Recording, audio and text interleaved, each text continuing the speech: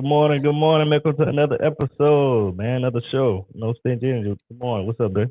What's up, B? Oh man, welcome, man. I'm just getting over this little, I don't know, man. It's like some type of allergy, or I don't know what's going on, man. But the weather You has been sound better. beautiful though. You sound better, man. You sound way better than Sound a what little you bit did better, last night. but it's still out, man. I'm still struggling through, man. Shout out to the family coming through this morning. Make sure y'all sharing it out.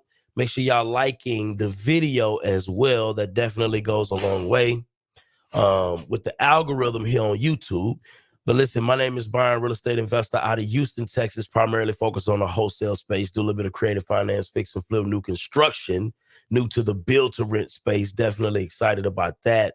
And we have a wonderful conversation that we're getting ready to have today. And I really think a lot of people are going to be able to get a ton of value from. We have industry experts and leaders that are going to be sharing things that we need to be focused on, right? I think a lot of times when we go into the marketplace or we interface with the marketplace, if you don't know these things, you don't know how to negotiate better terms for yourself, right?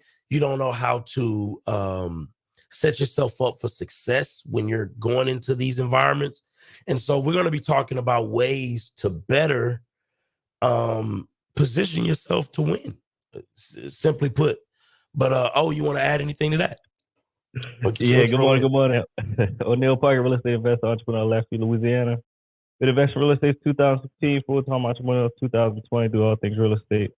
Uh, Focus on rentals, passive income, on up leverage to wealth, teaching people how to leverage where they are currently in their life and get wealthy in real estate. But yeah, definitely excited about this morning because our community we're trying to increase our ownership rate, but we need to do it the right way. We don't need to overpay for houses.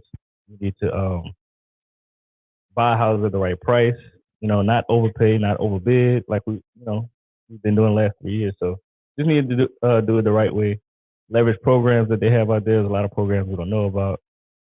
Incentives for building, for new construction, we need to leverage that as well. So a lot of things that are hitting that people really don't know about, or it's not really shared in our community. So I'm definitely excited about that today. We got mute. We got a lot of guests today, man. I think this is the most guests we ever had so far. Yeah. This is gonna be dope. This is gonna be dope. So first and foremost, the first thing we want to kind of talk about is hold on, let me see something.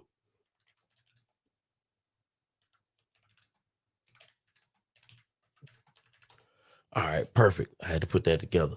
The first thing we want to talk about is the lending portion, right? And then we also going to talk about the realtor portion, because that's critically important. A lot of times, finding that right lender, finding the right resources when it comes to who is the best realtor to deal with. I think that's the start, right? Matter of fact, do you even need a realtor in some cases, right? So I want to first and What's foremost the bring on benefits of working with a realtor? what's the benefits, right? So we're gonna be You know, talking about all of that. But first and foremost, I want to bring up my guy Ken.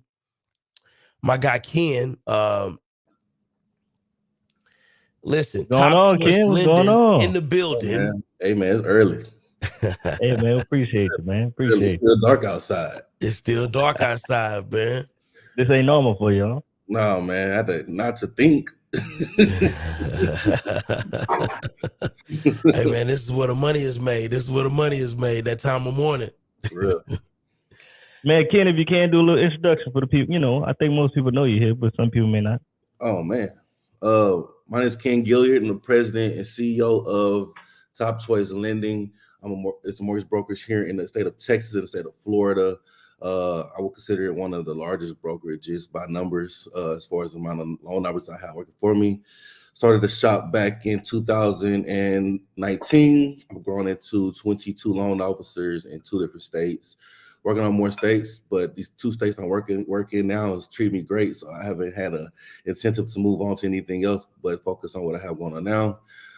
As a mortgage broker, it's really cool because we're a little different than the bank. We have contracts with different lenders. We focus on a lot of first-time home buyers. That's like literally the majority of our business. FHA, VA, USDA, conventional loans. We have self-employment loans as a mortgage broker. And working with a mortgage broker is kind of cool because we're flexible, a lot different than other lenders. We don't put you in this box. You don't have to be a 700 credit score to qualify. You know what I mean? And you don't have to be a 700 credit score to have a great rate. That's a cool thing about with us as well. We offer amazing rates, probably beat a lot of our competitors out, and they know that. When they see a mortgage broker, it's like, Jesus, here comes LeBron down the court. It's all right. We're here to stay. But yeah, man, so I've been doing this for about, had opens come about 5 years ago. This is my 5th year anniversary, and we kicking bucket taking names, man. I'm excited to be here. Awesome Congrats stuff. on 5 years, man. Congrats on the 5 years. What's interest rates right now? Shit, I don't know. I don't look at rates no more. No, I'm just joking. No, they're in the low sixes right now, which is pretty good, man. I like it. Sixes, yeah.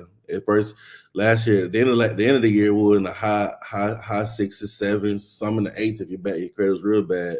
But now it's kind of dwindling down and getting back to normal. So, Cool. So what's some things people should be looking for when they're looking for a lender? Should they look for a lender or a mortgage broker? And what's the difference between the two? Absolutely. That's an amazing question. You know, in my opinion, I'm gonna say mortgage broker, but it kind of depends on what fits your need, right? So let's explain the differences and why I say it is kind of best to use a mortgage broker, and not just because I am one, right? So before I became Top Choice Lending, I worked for a few different companies. I worked for Model Mortgage, I worked for Verity Mortgage, I worked for US Mortgage, and all those companies except Model was what they call a correspondent lender. I worked for a bank as well, and all those companies were correspondent lenders or banks except Model Mortgage, right? Model Mortgage is what taught me what the broker side really was and how flexible it can be. I can't tell you how many deals that I've lost when I was working for a correspondent lender because we just wasn't as flexible as being a mortgage broker.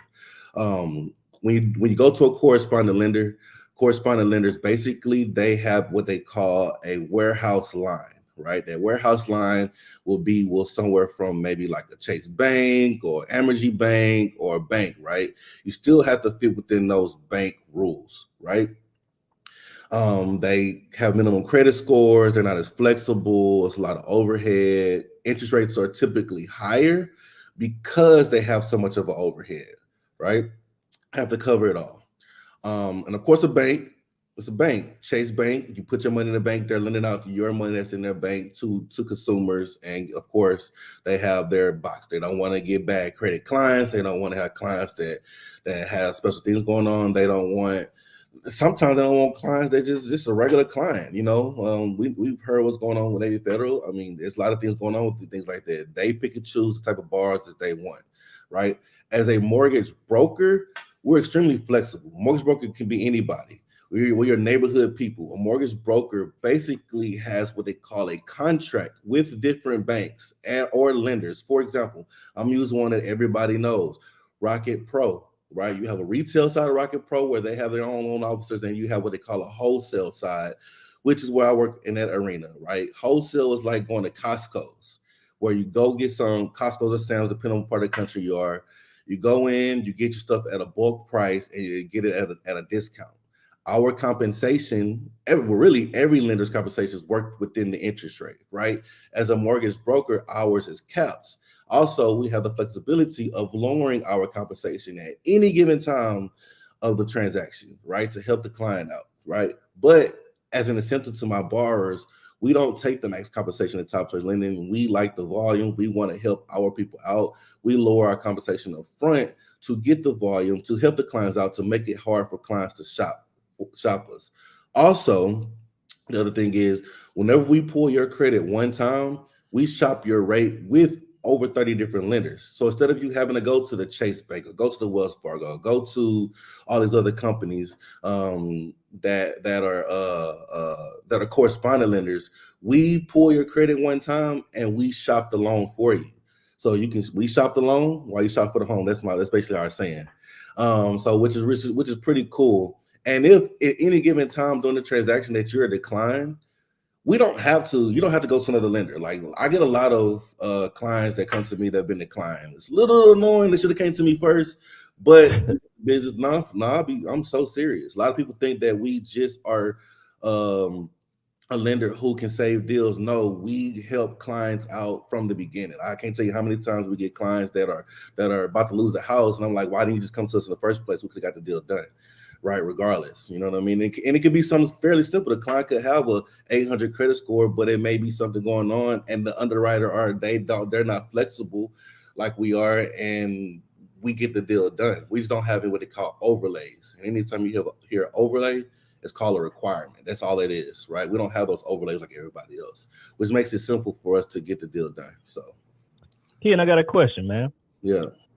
So you say y'all pull the credit and y'all shop it around to 30 different lenders. Is that similar like when you go get a car, they shop it around to like 15 to 20 different lenders, they're getting all those multiple hard inquiries, or you only do one? No, we only pull your credit one time. When you go to a car dealership, they're pulling your credit, and those lenders are pulling your credit. When we pull your credit, when we use that one tri-merge credit report, and we can use that one tri-merge credit report and shop your loan around with multiple different lenders. Awesome. Got you. Yeah. Well, okay. Real quick, I like that. Real quick. So we got, I want to introduce a couple of our other guests as well. Because listen, got a lot of friends in the building. Yeah. You know, and there's a lot of things we have to consider when we are making this first time purchase and doing it the right way. Right. Again, we're going to be talking about how to do it the right way here. So I want to go ahead and introduce, Ebony Royale in the building, Braden Real Estate Group, you know what I'm saying, right here in Houston, Texas. You want to go ahead and give the people a quick introduction to who you are if they just may not know? Absolutely. Good morning. So I had to join with my phone, y'all. The computer was just not working. It wasn't working. But yes, hi, I'm Ebony Royal. I am a 18-year licensed realtor in Houston, Texas. I am with the Braden Real Estate Group. I'm also the new agent advisor at Braden, and I onboard all the new agents. I'm also a co-owner of Snap House Photography and Videography. So shout out to all the realtors that's using our services. But yeah, you will hear my New Orleans twang come out because but I've been the city 18 years. Yes. How long you been in Houston? Since Hurricane Katrina. I'm one of those evacuees. You didn't go back, huh? I didn't go back. She got a good taste. She went to the turkey leg hut and just was stuck, you know. Just this man turkey leg hut with all that stuff they got going on. Man. Yes, indeed. We got to talk about that another time. Oh yeah, that's the whole thing right now, right? Oh my God. Listen, and we also have Mrs. Danny Peck in the building, representing the new construction realtors. So I definitely want to introduce her, and let's get her to introduce herself as well. Hi, good morning. I'm Danny Peck with D.O. Horton. I've been there since last August.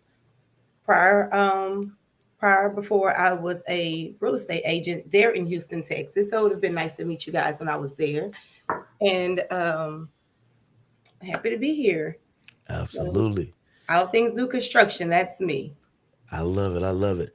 And then we have Don in the building. Don is in the building. He's going to be showing us how to basically, once you get the mortgage, once you get with the realtor and you find that property that you love, Don is going to help us pay that thing off in 7 years. I want him to introduce himself as well. Okay, that's an average now. That's an average. Okay, let's talk about it. On average of 7 to 9 years. You know, my name is Don Daniel, founder of Pill Method International, a better way to eliminate debt.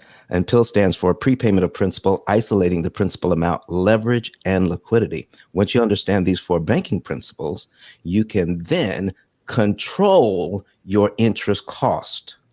We've been focusing for too long on interest rates when we should be focusing on how much is it going to cost me to borrow the money, and do I have any control over it? You better believe you do. Let's cut that interest cost by 75%. Thank you for inviting me today. Absolutely. So we're gonna take this thing kind of like baby steps, you guys, if you can. And we're gonna lower the we need to lower it down so everybody can understand it. We want to break this thing down as low as a 5th grade level. That way, everybody can kind of participate and follow along as we go. Because I know that you guys are industry experts and y'all done seen it all. But we want to take it back because there's some people that may be interested in getting that first house, that second house, or whatever that may be, and they need to understand some of the things that they may be leaving on the table if they don't pay attention to this particular discussion. So I know Ken, I'm gonna start with Ken. I know that it's a lot of incentives out here for first-time home buyers. Matter of fact, before we even go further, what is classified as a first-time home buyer? That's an amazing question. That's really an amazing question because a lot of people think you just have to be a first-time home buyer to be a first-time home buyer, but no. What the definition of a first-time home buyer is anybody who has not owned a property in the last 3 years. That's all it is. Owned or purchased? Owned. You cannot have owned a property in the last 3 years. Gotcha. So you can't own any properties right now, and basically not own it for 3 years. That's exactly the definition of that. That's amazing. Yep. I got a question for Ken too. So what is the definition of incentives for a new home buyer? What is the incentive? So this is a free game education because a lot of people are misinformed about what first-time home buyers are, right? And the programs that's out there available. The only first-time home buyer programs out there available are programs through Fannie and Freddie Mac. And I'll challenge anybody to challenge me on that, right? Fannie Mae offers what they call home ready loan, and Freddie Mac, which is the government entity, offers what they call a home possible loan, right? The incentive of being a first-time home buyer is you get 3% down instead of 5% down on a conventional loan. That's the only incentive of really being a first-time home buyer. A lot of people will market it and say that you get down payment assistance, you get all these other programs, but everybody, you don't have to be a first-time home buyer to get down payment assistance. You don't have to be a first-time home buyer to put less than 20% down. You don't have to be a first-time home buyer to put 3.5% down for FHA loan. It's only Fannie and Freddie Mac products, which is conventional loans, that allow you to get 3% down. Everything else is for everybody else to purchase a property. Everybody gets the same incentives. However, people would market to get first-time home buyers because they're not educated. Say, hey, offer the first-time home buyer program, it's down payment assistance. No, that can go to anybody. Anybody get down payment assistance. Anybody can give 5% down on conventional loans. People just market a certain way to get certain business, but I like to be upfront with my clients. Once again, Freddie Mac, which is a conventional loan, Fannie Mae, which is a conventional loan. Both of those are government entities that basically control different guidelines. How do you choose who goes Fannie or Freddie? It also depends on the guidelines that we may be facing with their client on what that is. Now, another incentive of being a first home buyer, you may get a slightly better interest rate, right? Or are you be able to get what they call no, I did tell a slight story. Freddie Mac is offering a $2,500 incentive or 2% down payment assistance program for first home buyers who are less than 80% of the AMI. But that's really the only incentives you get as a first time home buyer. Everything else, everybody else can get. Like that. So they got multiple different things when it comes to down payment assistance program. So I'm sure they got some good ones, some bad ones. Some are grants, some are actual loans. Could you break that down? Because a lot of people don't understand the difference between a grant and a loan. Ooh, I like this conversation, baby. Let me tell y'all, in mortgages, there's nothing free, right? Regardless if it's nothing free. You gonna pay for it some type of way. The acronym for grant, because it's still not free money, right? You're gonna pay for it somewhere. You're gonna pay for it in your interest rate. You're gonna pay for it in your taxes. You're gonna pay it back once you sell a house. That money's not free, right? Where do you think the feds get that money from? They get it from home buyers. They have to get it from somewhere. A lot of times, those programs, like you may have a bond program, like here in Texas, we got the SEF program, TDACA, TSHAC. We got the Sanoa Fund. You got some of my lenders even offer it themselves. like the FHA 100 program. Some banks offer portfolio loans that could be in the sense of going to the bank, where they keep anytime you hear somebody say a portfolio loan, basically the bank is keeping it in their portfolio and they're not going to sell it, right? So anytime you hear a portfolio loan, that means that bank is not going to sell that loan. They're going to keep it in their portfolio, right? And so you may have banks like, I'm going to throw it out there, I think Cadence Bank has 100% program for people. You don't have to be a first-time home buyer. You just have to live within a certain region in the city, right? It's a community development program. I wish I had that program. Anytime a client bring that program to me, I'll be fighting hard to not like, no, don't go to Cadence. But I can say that it is times that clients would choose us over that because we offer a better interest rate, right? You're gonna pay it back somewhere, and a lot of times in the interest rate. Anytime you hear no PMI, they're actually just putting it inside the interest rate, right? So instead of you paying it for 20 years, you're paying it for the life of the loan. A lot of people don't know that. People think that PMI is bad, and it's not. It's just private mortgage insurance. You actually can buy your PMI out in the beginning of the loan and not have to have PMI at all. And it's a lot cheaper than keeping it for the life of the loan. All thing it is an insurance policy for the lender just in case you default on the loan. That's all it is. You're on mute, oh. I can't hear you, oh. My bad. So for the PMI, like to get rid of it, don't you have like that? Don't you need to have like 20% equity in the home to get rid of it? You have to pay the loan down by 20%. Okay. Or so whatever the loan is, it got to be down 20%. 20% of what the value of the property is. Or you can buy it out upright. You just add it to your closing costs, and it's a lot cheaper. Or you can do what they call lender paid PMI, which basically means they just put it inside your interest rate.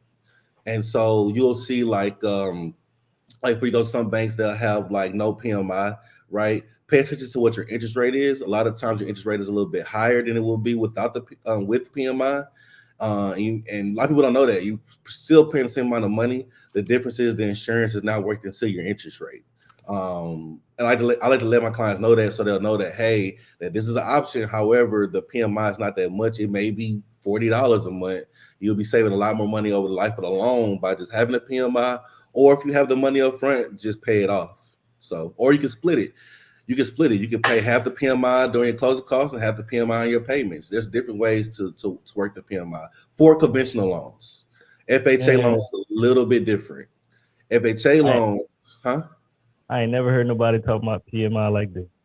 Well, I didn't know you could split it up, pay it up front. I don't know. I ain't gonna lie. I don't like the PMI situation personally. Yeah. Why? Because it's extra bill. Somebody else said it was bad. Because somebody else said it was for bad. us? Is it for us or is it for the lender? It is for the lender, just in case you default on a loan. However, you're gonna pay it somewhere. They're gonna have their insurance somewhere, regardless if you see it in front of your face or it's inside your interest rate. You're going to pay it, regardless of the loan. I look at PMI like you know when you get your electricity bill and it say fuel charge. I, like, why do you pay for y'all? You know what I'm saying? It's horrible. No, you're gonna pay for it. And for the record, what is PMI for the people who don't understand the concept, why it's there? Can you break that down? PMI is what we call private mortgage insurance. And then for FHA is MIP, right? But what it is insurance for the lender. So basically, if you default on their loan, they basically have that PMI in place to cover their costs, right? So if their investor buys their loan back or anything like that, they can file it on that insurance and get their money back for their loan. That's all it is insurance for the loan. You'll hear PMI, you'll hear MIP, which is FHA, which is a government program specifically they put FHA in place to help borrowers out who didn't necessarily have the best of credit or a lower down payment. They didn't qualify for conventional, right? That goes for the life of the loan, unless you put 10% down. Now, if you put 10% down on an FHA loan, it goes away after year 11. A lot of people don't know that, right? Also, if you get an FHA loan, people are afraid of the PMI or the MIP, right? They lowered the cost of it. So it used to be 0.85% of the loan. Now it's 0.55% of the loan. So a lot of times you get better rates with FHA and lower payments because the PMI is lower. Also, like I said, it goes away after year 11. What else? You have what they call an upfront premium that you pay upfront to the government for the loan as well. It's basically them covering them back and them give money back because the government likes to get paid. But it's all insurance to ensure that if something happens, you walk away from the house, you foreclose, you get your money back. I mean, they get their money back. Wow. Yeah. Some amazing stuff, man. I got a whole lot of questions. Yeah, me too. But here's the deal. I want to pivot. I want to pivot real quick, and we're Me gonna come too. back in.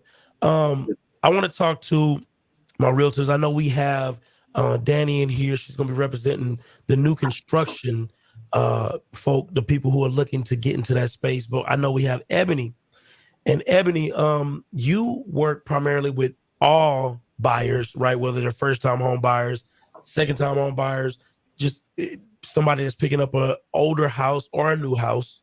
Can you kind of give us, and we've heard a lot of stuff going on about the NAR, the lawsuit, and all those things, right?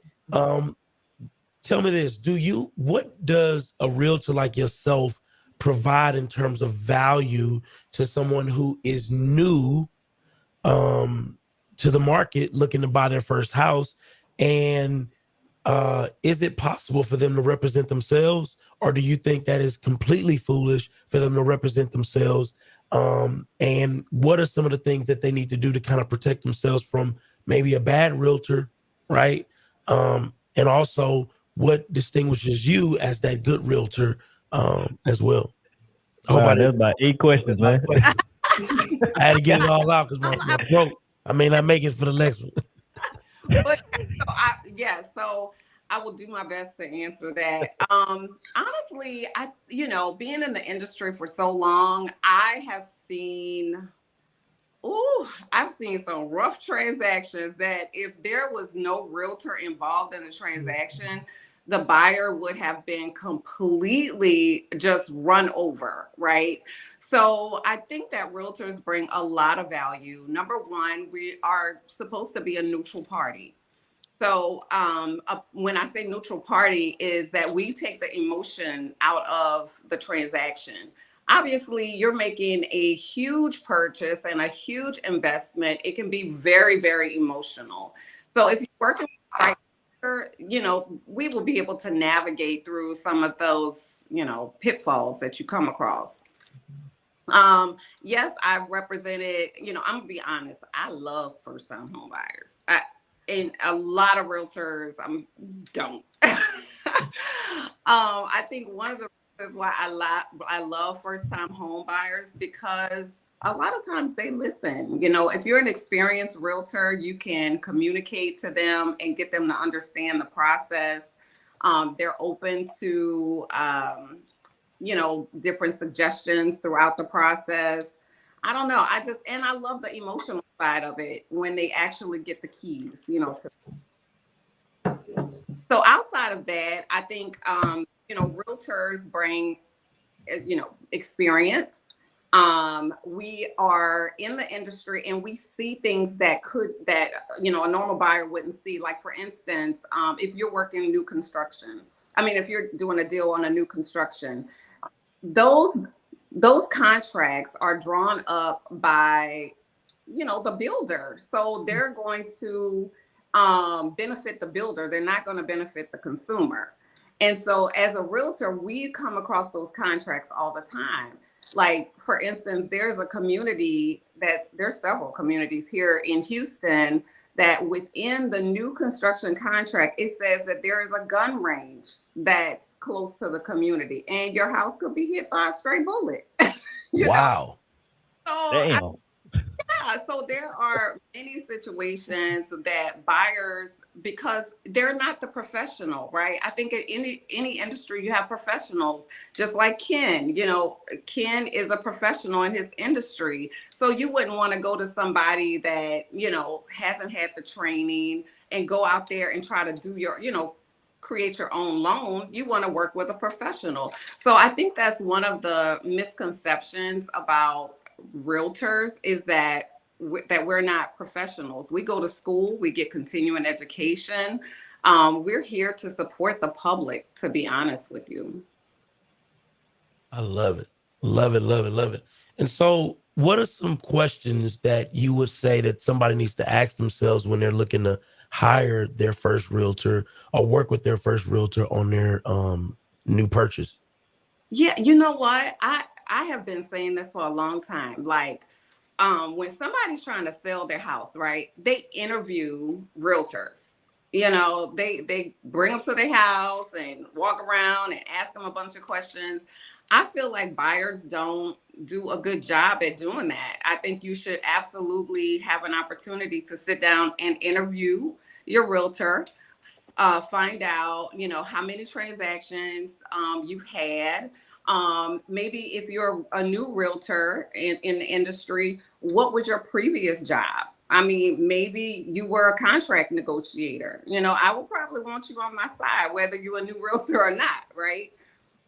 The other thing is like making sure that, you know, what continuing education classes have you taken? You know, what are your connections in the industry? You know, do you have several, you know, do you have mortgage brokers or, you know, lenders that you can refer? What is your communication style? You know, do you prefer text? Are you one to pick up the phone? You know, things like that. Those are really, really important questions. Take the time to interview realtors before you know, commit to them.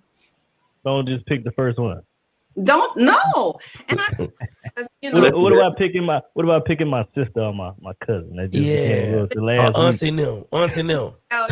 You know, it's funny, and what I'm about to say is probably not gonna be popular. Hey, we like triggers. Go ahead, throw it out there. The reality is that your cousin, your sister, your family member may not be the best person to work with. You know, and I think realtors get upset when family members use somebody else. You know, hell yeah, they do. You know, they're like, oh man, you know, you didn't use me. Well, guess what? You weren't the best, you know, choice for me. This is a big decision. So I think that a lot of times we have to take an opportunity to, you know, allow people to make a choice that's best for them. Because that's what we're going to do, right? So I mean, I love you, cousin, but but I'm trying to get this house and I'm trying to get it the right way. Yeah. Oh, you just got your license yesterday and you want me to use you? You know, and then you at some brokerage that doesn't provide training, doesn't provide mentorship, you know, no. You're not trying to support no family? Huh? Not trying to support the family? Look, I mean, there's sometimes, like I said, I've been in the industry long enough. I do expect my family to use me. Yes, I do, because I have experience, right? But if you don't use me, to be honest with you, I'm not going to be mad. Like, you know, it's your choice. It is what it is. So I want to pivot. Danny Peck. Yeah, the Danny. And the reason why this is so important, because I know that you have realtors and then you have builders. You have realtors that work with builders, and some of them are not realtors. Am I correct, Danny? That's correct. All right. And so it's a difference. And a lot of times when we go into these new construction sites, we think that the people that are representing the builder is a realtor, and they may not be a realtor. And to be honest, they're typically, you know, on the side of the builder. Is that correct? That's yes. Okay. Can you kind of break down that difference? Anything I may have missed on that? So we are for the buyers and the realtors. I highly recommend all buyers come in with realtors. Do we all recommend that? No. It doesn't take away from us and our commission if you have a realtor or not. I suggest you bring a realtor because they're on your side. I'm going to represent the buyer. I am indeed going to tell you about all these great incentives that we have. But will I take some things off if it best fits us, the builder? Yes, I will. And that's where your realtor will come into play with negotiating us putting those things back on, i.e. like a fridge or blinds. I may take some of those things out because it may not work for our margin. However, if you have a realtor, that realtor will supposed to go to bed for you and be like, well, whether it works for you guys or not, we're going to walk if you don't do it. If you don't add those things. We have incentives like every week that changes. Every week. I always ask if you're a first-time home buyer, try new construction. I mean, we build in accordance, like with the latest building codes. We build homes up to the standards. We have like energy efficient homes, technology savvy homes. So we have all those things, right? So you're not coming in there and you're trying to fix plumbing, or you're trying to rewire your home, such as, you know, like you would do with the pre-owned. You're coming in with these warranties in the case that the homes are built by men. So I'm not going to say that they're all perfect. However, if you have some type of defect, D.R. Horton for sure will go in with that warranty guy, and they will go in and fix those things. We have 10-year warranties on all homes. That's covering like your roofs, your flooring, your structural like foundation, all of those things. So I say new construction because I mean, we're giving money away, like we're giving like up to $20,000. That's for closing costs. That's for blinds. You can buy your interest rates down with us. We have our own little team when it comes to mortgage and title that, you know, if you use our mortgage company, you would get these below interest rates that we ourselves back. Like it's a builder's financial commitment that we back to get you to a 4.5 or 4.25. So that's why I would say send your buyers through us at DHI. If they're not approved through us, then hey, go to the outside lender. We may not be able to give your buyer an interest rate that we offer, but we're still entitled to give them up to that $20,000 in incentive money. Paul, let me record you say that. Then I need to record you say that because oh Jesus, that means Lord, we don't offer incentives to outside lenders. What the heck y'all do? We do offer incentives to outside lenders. We do, but I won't say anything about it because I'm on the builder side, right? Right. But yeah. So what kind of incentives y'all offer? What kind of incentives y'all offer for the outside lenders? It'd be crazy. Like we could give up to at least $12,000 for outside lenders. Yes. Whoa! Man, y'all don't never advertise that. Make y'all pin that. So when next time my clients go to a DR Horton and they sit. Yeah, hey, definitely say that. We do, and we often do it when your realtor goes to bat for you, and they're like, "Hey, we went through you all. You guys declined my buyer. We will have to use the outside lender. However, that did approve them. Yeah. And on top of that, we have a program like if you have bad credit below like 580, we do offer a HBC program, and that's a home builders credit program. We kind of help you get to where you need to be in order to buy with us. But you also have those outside lenders that's working with those 580s at the moment and can get them pre-approved. What I love about this conversation so far, and I hope everybody's kind of paying attention. We just heard Ebony speak. We heard Danny speak. We heard Ken speak, right? And you've heard different incentives, right? And different perspectives from all three, right? So I hope you're paying attention that the fact that Danny just said, you know what, we may be able to give you $20,000 if you come directly to us, but we can only give you $12,000 if you go to Ken, right? So that means Ken gonna have to make up that other $8,000 some kind of way. Somewhere we gotta make it make sense. Let me give you some education. I'm gonna give you some education. Please help us out. And not to shoot down like any lender, because we all on the same team. The goal is to get the client into a home, right? But when you go to correspondent lenders, right, they are a corporation who has to make money. Okay. This is free education right now. If y'all need pen, paper, video camera, record this when I'm about to tell y'all. This is the truth that people don't like to hear. Right. Ken, before you go, bro, make sure you break down what a correspondent lender is, because you're talking in lender terms. And good to see you. I owe you a phone call. You called me 3 days ago. I'm sorry, bro. I owe you a call today. Man, I needed you, bro. You like happy, man. You know, sorry. My bad. I owe you a phone call, bro. I'm sorry. It's all right. But like explained before, as a correspondent lender, right? You basically have what they call a line of credit with the bank, right? You can earn a certain amount of money to close a loan. I'm about to blast them. All right. So as a correspondent lender, you can earn 6-7% on their loan points, right? depending on how you structure that deal. So let me tell you what builders do, and it's all builders. They own their mortgage company, right? So the incentive they're giving you, it's always the builder giving the incentive. It's the lender doesn't give the incentive. It's the builder. It's a seller credit coming from the builder. It's not a lender incentive. It's a builder incentive. I'm gonna say this one more time. It's not a lender incentive. It's a builder incentive to use their lender, right? This is why they want you to use them. If I have a loan, let's just say it's an FHA loan. Let me do the math. Damn, I ain't mean to come off my live. I'm gonna just do the math in my head. If I have a $400,000 loan and I'm making let's say 6% off of that, right? What's 6% of 400,000? Was that $24,000? Am I wrong? Am I right? 24,000. Yeah. $24,000, right? So on one side of the deal, right, I'll make $24,000 on a $400,000 loan. And I'm using small numbers plus whatever points and fees I'm charging you. So let's just say I'm up to $30,000, right? Yes, Jamisha, all builders don't own their mortgage company, but a lot of them do and have incentives to use their mortgage company. I see you in the comments. I'm about to get on you too. Right? I see you, baby. I see you, baby, because you got some education. So I put this link in that chat for you so you can read, right? So everything I'm talking about is me actually studying, doing it, and me educating myself on this stuff, and not me just putting bullshit out there. Because a lot of people bullshit people to get people in loans, and I get in trouble. I sometimes am too honest to my clients, right? Because I want them to be educated on this stuff because I want them to make sure that they know what they're getting themselves into. Right, so I'm gonna come back to you, right?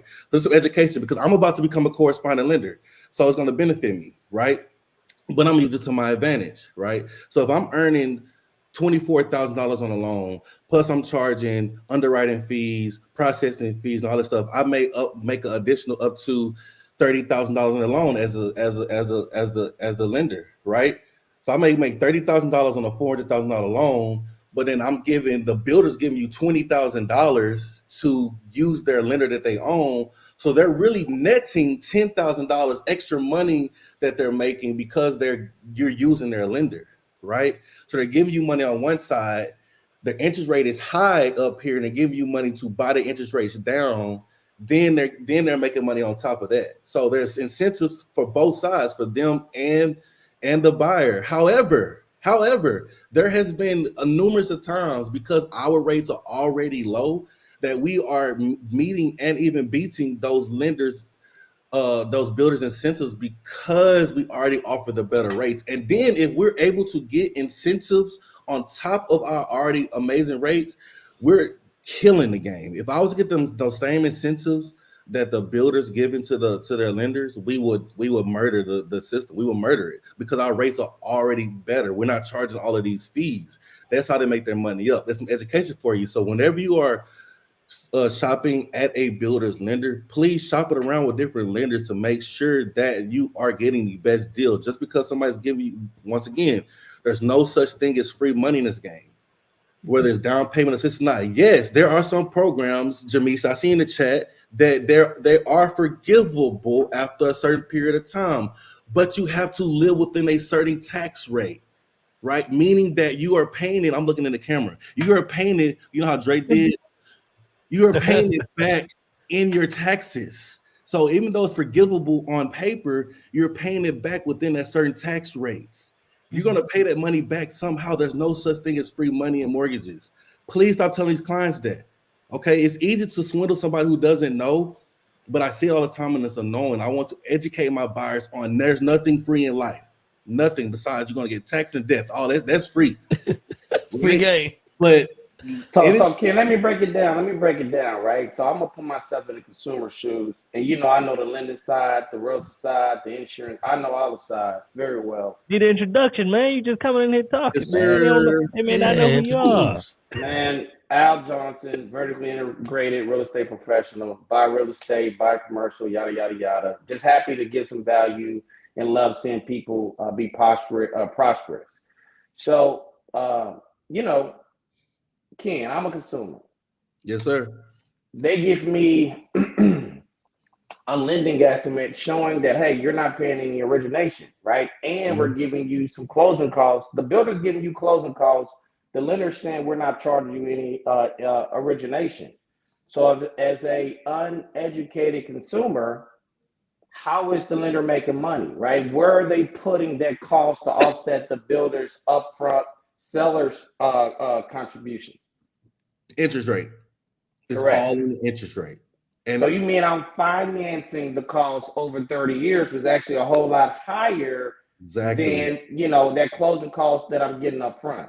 Exactly. Everything is in the interest rate. If you don't see a cost here, check your interest rate, right? So as a consumer, would I benefit if I was able to negotiate a no prepayment penalty, take advantage of their closing deal, and then refinance with Top Choice Lending 30, 60, 90 days later once my escrow account is set up?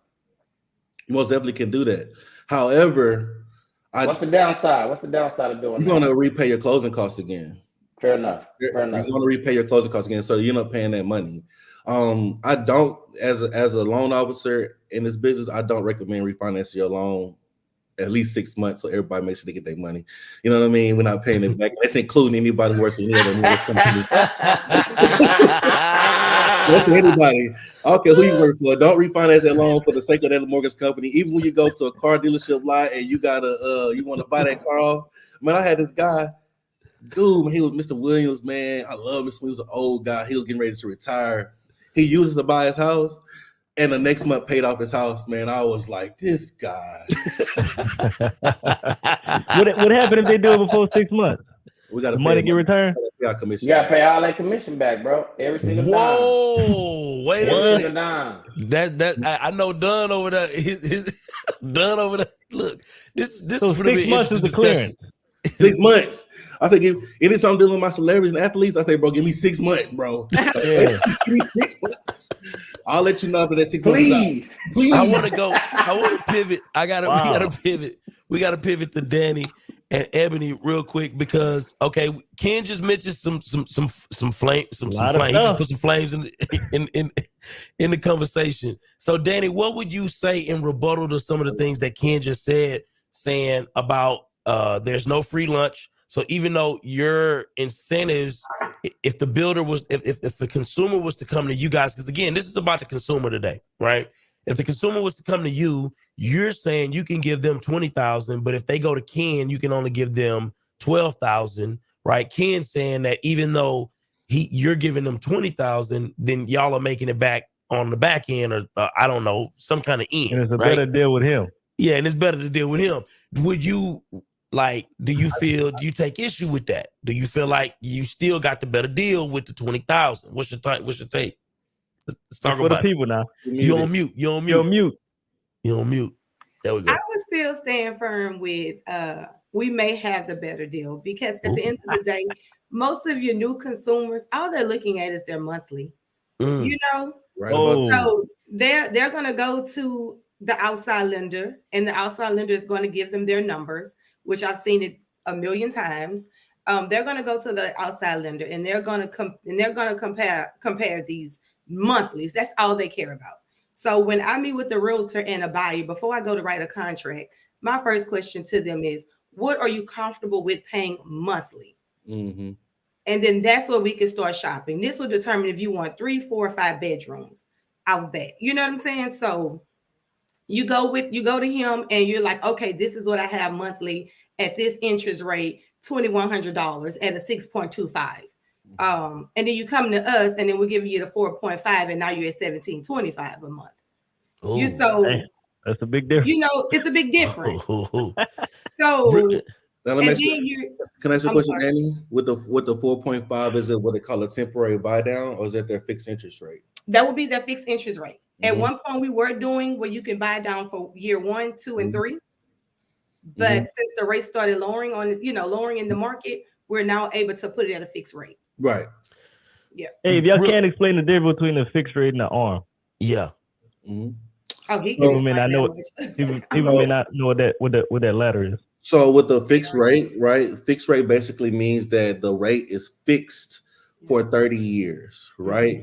That's what your rate's going to be unless you refinance. That's what your rate is. When you do an ARM is Can't even think of what the acronym. Adjustable rate mortgage. Adjustable rate mortgage. So, Yeah. I really do those. Just rate mortgage. Basically, what that means is, let's say you have a 7-1 arm, right? The first 7 years of that loan, the first number will be how long that rate is fixed, and then after year 7, it can just up to 1% of that loan, right? And it can go up or it can go down, but it won't go no more than 1% of what you originally start off with. So if you start off with like a 4.5, it can go up to a 5.5, or it can go down to a 3.5. It won't go anywhere between that. Real quick, I got to get Ebony in on this because I know she's working on both sides, right? So she's working with, the consumer directly, right? And so, Ebony, what is your take on this conversation? You have a consumer. They're trusting you as an expert to guide them on which lending source they should choose. Okay.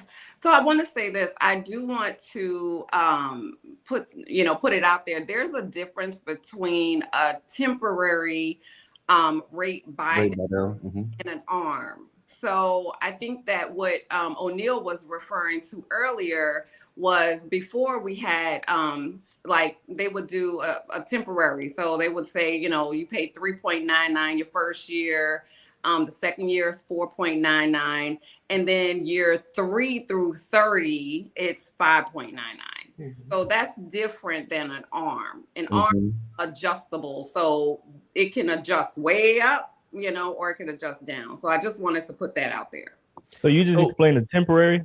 What is it called? Temporary what? Buy down. So a temporary rate. Yeah, I can explain that. So what it called a temporary rate buy down is basically you buying that rate down temporary. And I was check my rates just now.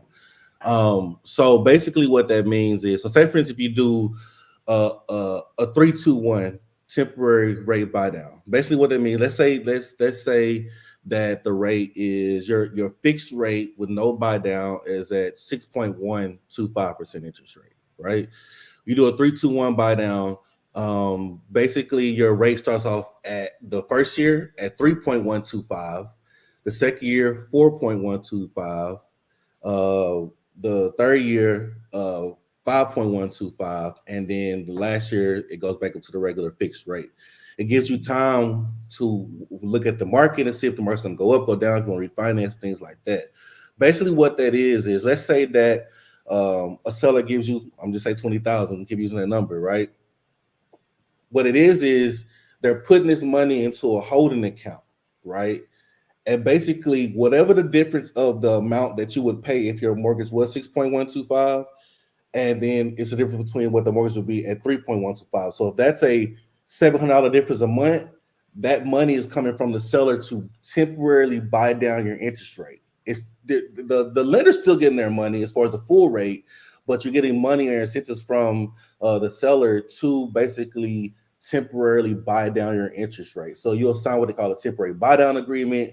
You'll see the difference between what a 3.125 is and a 6.125. You'll see all of that difference in your payment. Sometimes even lenders will disclose showing you what those differences is, so you can see that, hey, you're still responsible for the full amount. However, the seller is paying the difference. And you have a 3-2-1 buy down, you have a 2-1, you have a 1-0 buy down, you got a 1-1 buy down. There's different ways to incentivize that. Awesome. Real quick, like a seller credit. What's that? So it's like a seller credit, and then just keep the money in escrow. Basically, so you're saving that amount of money over there. So whatever that money, so say for they give you $20,000, you're saving $20,000 over the course of what that is. 3 years. Right? I want to get Ebony in on this, because Ebony, who are you sending your clients to if they're going into a new construction situation? Because I know you probably have your choice lenders of who you work with, brokers, independent brokers, then you have the banks that you go directly to. Who are you advising your clients go with when it comes to incentives? Yeah. So if they have a 700 credit score, you got to give a scenario they credit. Yeah. That gives us a big difference. a 700 credit score. So yeah. Well, and again, I guess that's not average. Let's do an average score. What you think? Like 660, 650? But listen, That you see on the normal? the score, yes, it matters.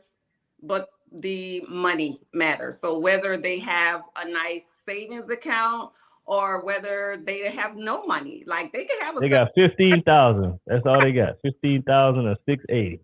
So you got 15,000 and a smile. 50,000. I'm not gonna lie. Like the last year, I have been sending my clients to new construction just because the incentives you cannot beat. I mean, yes, to Wait. I got a question with that before you go. Byron, we also got to take in consideration the realtors get a compensation too. They get a higher compensation with the builders than they do. We gotta keep it real now. You talking about that BTSA, huh? That bonus. Let's talk about it. BTSA. Hey, I hope the people are listening. That's why everybody do push new construction too. You know what I'm saying? That is not true. Let's keep it. Yes. I mean, there are great BTSAs out there. And the acronym. What does the BTSA stand for? Bro, the realtors get paid by the builders.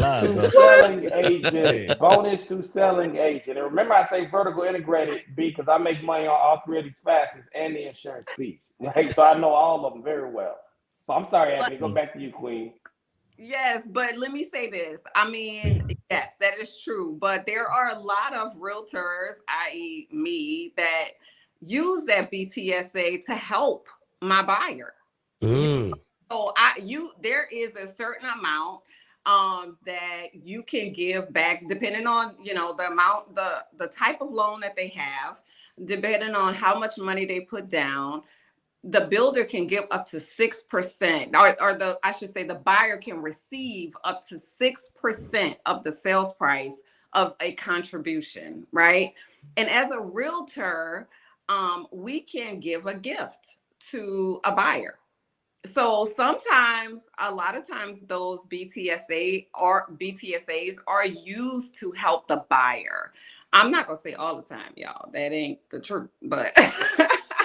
But Ebony, I got a question. Do y'all have a cap on the gift that y'all can give? Is it like 3,000, 5,000, or it doesn't really matter? It depends on the loan. It depends on if it's an FHA loan, you can get up to 6%. If it's a conventional loan, it's 3% unless you put 10% down and it goes up to 6%. VA is 4%, and I think USDA is 5%. I don't do a lot of USDA, so I can't give you like a true answer on that one. But yeah, it depends on the loan, and it's the incentives that goes from either the seller or the realtor. It's a max amount. It is pretty big, Ebony and Danny. So what's that conversation look like? When the homeowner looking for a gift, how they approach y'all with that, or do y'all approach them first? What's that conversation look like? For me, I'm gonna be honest. Like one of the most common things that I come across is you have a buyer that's under a lease in an apartment, and let's say they want to break the lease, and the apartment is charging them say 2 months or something like that, and they want to purchase a house. So sometimes I negotiate a BTSA with the builder, and we take that and use that as an extra incentive towards, closing cost or something like that, and kind of offset the amount of money that they have to pay to get out of their lease. I like that. I got a question for Ms. Danny. What kind of incentives are y'all giving these realtors? So you may have some future realtors in the building. Well, just recently we had 6% commission. And that's just one realtor. The one that's bringing the buyer. They get the whole 6%. They get the whole 6%, whatever split you have with your brokerage. That's a nice bag, Byron. Oh, that's good stuff, man. Shit. We give 6%. And we feeling generous. Sometimes we've done 7 and 8%. Whoa. I heard the 7 and 8% before. I sure have. Done 7 and 8%. Whoa. I know some other builders, like the more you sell, the higher your percentage go up. Yes, that's what we have. We do have VIP realtors, and we started What 3%. they start at 3%, and then the second home is 3.5, the third home is 4%, the fifth home is 4.5, and then at the fifth home is like 5%. You cap out at 5%. And if you're at the 5%, you can still get some bonus money. We do throw like $2,500 bonuses on top of your 5%. Wow. Yeah. I ain't gonna lie, that's a nice bag, bro. Yeah, that's good stuff, man. $250,000 That's house, real that's good stuff. 15 racks. Yeah, man. Yeah, my real estate license real quick. Yeah, that's way better. Here's the thing. Way better than 2.5%, 3%. Yes, but here's the thing. Again, new construction, they have their own contract.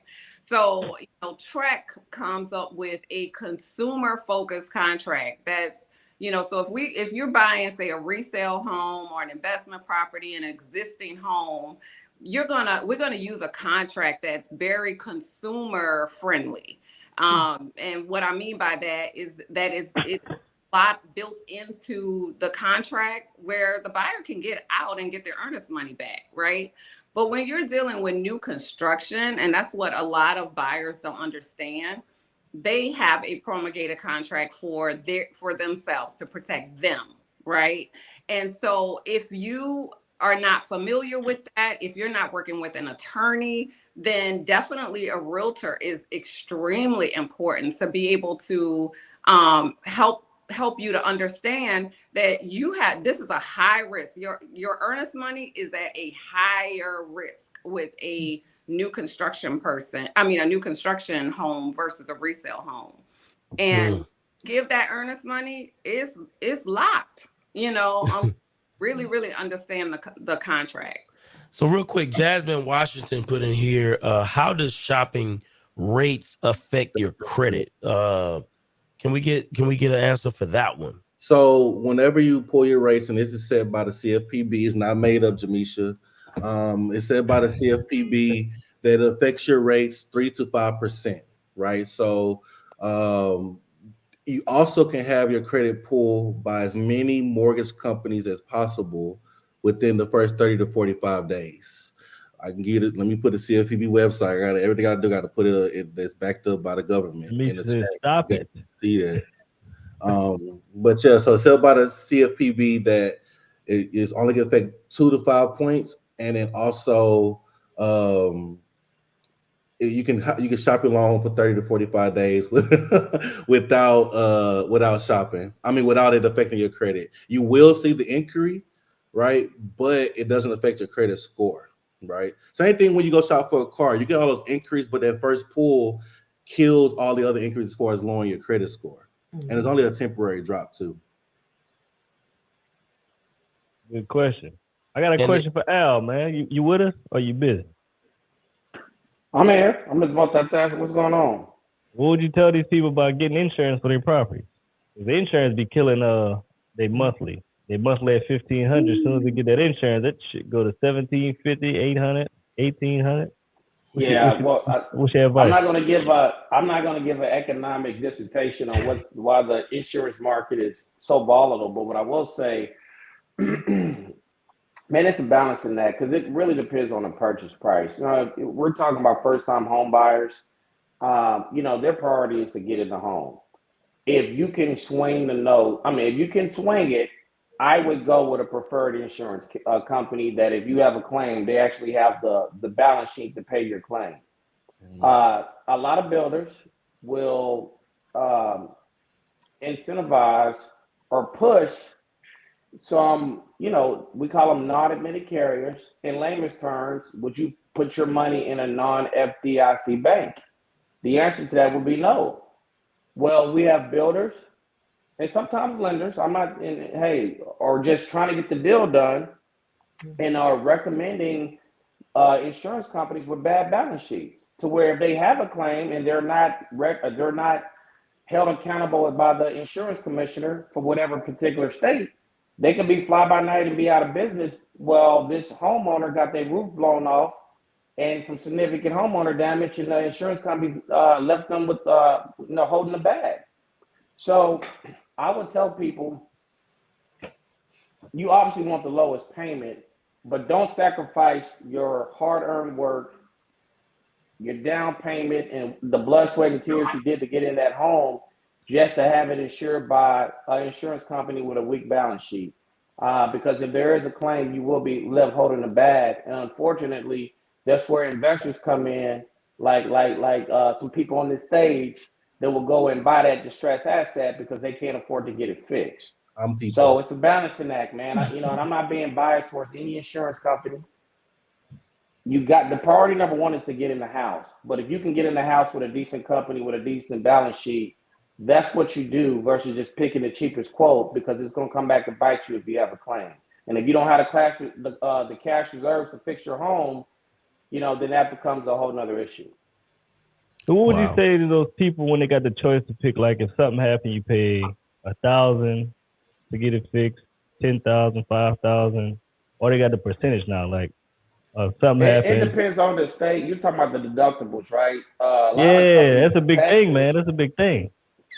A lot of companies in Texas deductibles like 10% of the house value now, some shit, some stuff like that. No, they ain't that high. No lender gonna let you get a loan and get insurance with a company that want a 10% deductible. Sometimes they get mad when it's 5%. I say it really depends on the buyer, man. I've seen as low as $1,000, but most of them are percentage based now.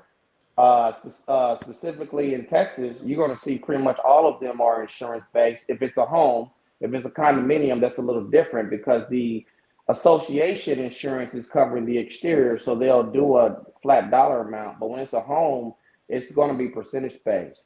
So the lower the deductible, the higher the premium. The higher the deductible, the lower the premium. So if someone has let's say a $300,000 home that my boy Ken is doing a loan on, well, if their percentage 1%, they out of pocket $3,000. But the way that works is the insurance company is not saying, hey, Mr. or Mrs. Buyer, give me $3,000 and we'll fix your home. They send an adjuster out, they come up with an estimate, and whatever that estimate is, if the homeowner agrees to it with their contractor, they're just going to take the deductible amount out and give that to the insurer. Now, the insurer is really good at negotiating. Maybe the GC will fix it and eat that deductible. That's always negotiable. So when I tell customers all the time, like, hey, if you got a good GC or a good trade, don't be afraid of a higher deductible, especially if it's a significant claim. A lot of GCs will work with you because, the right insurance companies, GCs and builders, and contractors love them because they pay well, they pay quick. Those are the businesses that they chase. And O'Neill, if I'm right, is that why you got in the roofing business? Well, didn't insurance take care of you with all them roofs you was doing? They sure did. I'm taking a little longer to pay, but they did. Yeah, we was helping homeowners out, man. We just increased the price a little bit, so. No, I get it, and so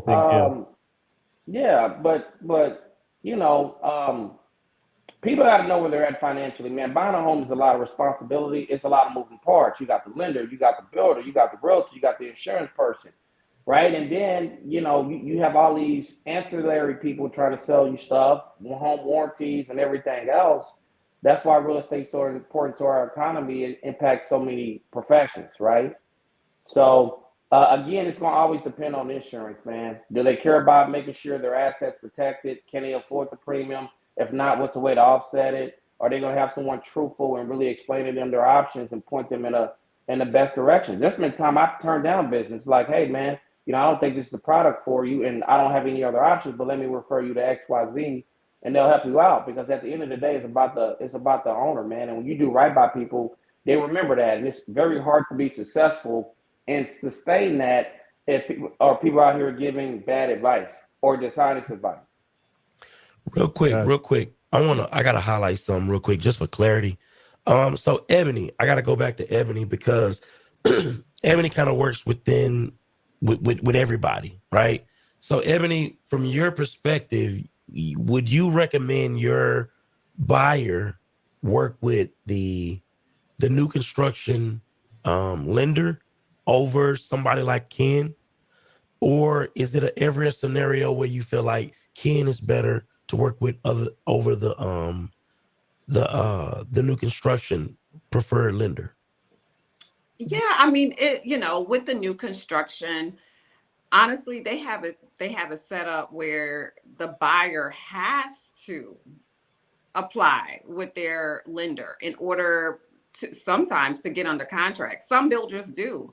I'm not saying D.R. Horton does, but there are some builders that you are required to apply with their lender. And if their lender can get it done, they tie the incentives to the contract. So why would you pass up, interest rates already being bought down by the company to 4.99%?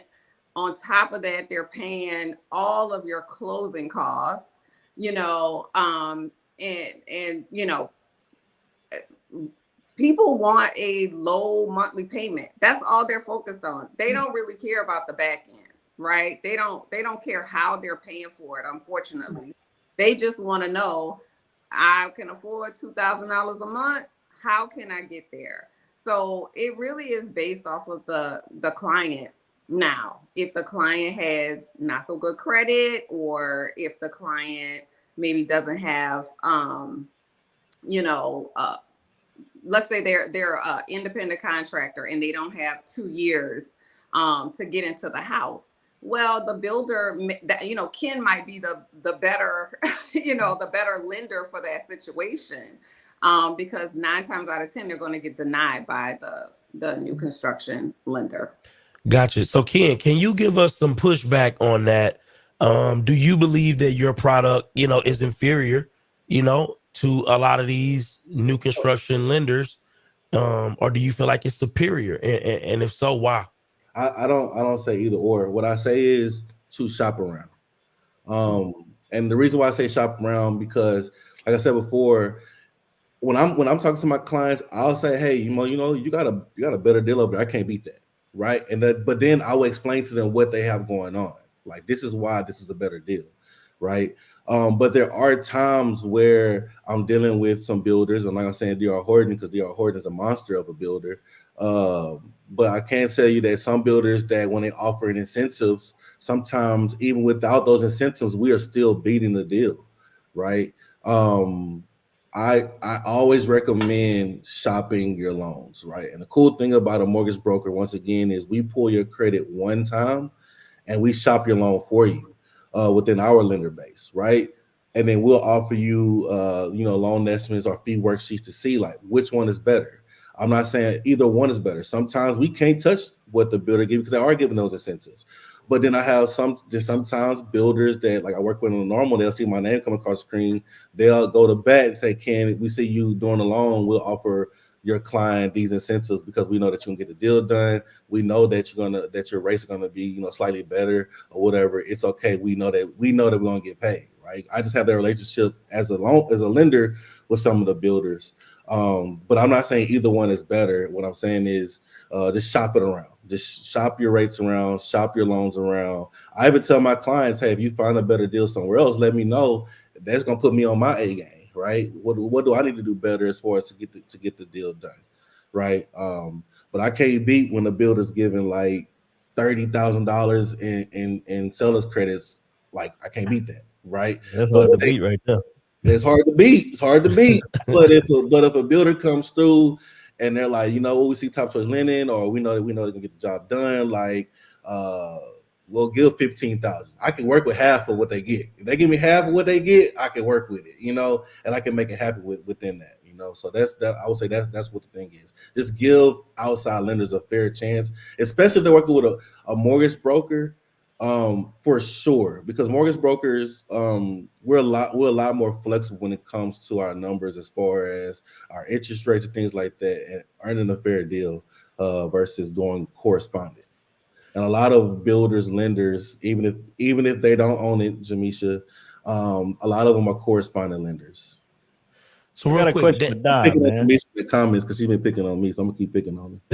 I got a quick question for Don, because what they saying is pretty much true. I know I was the same way when I built my first house. I didn't really care about the back end cost. I care about the monthly cost. Right. So, we here to educate our community.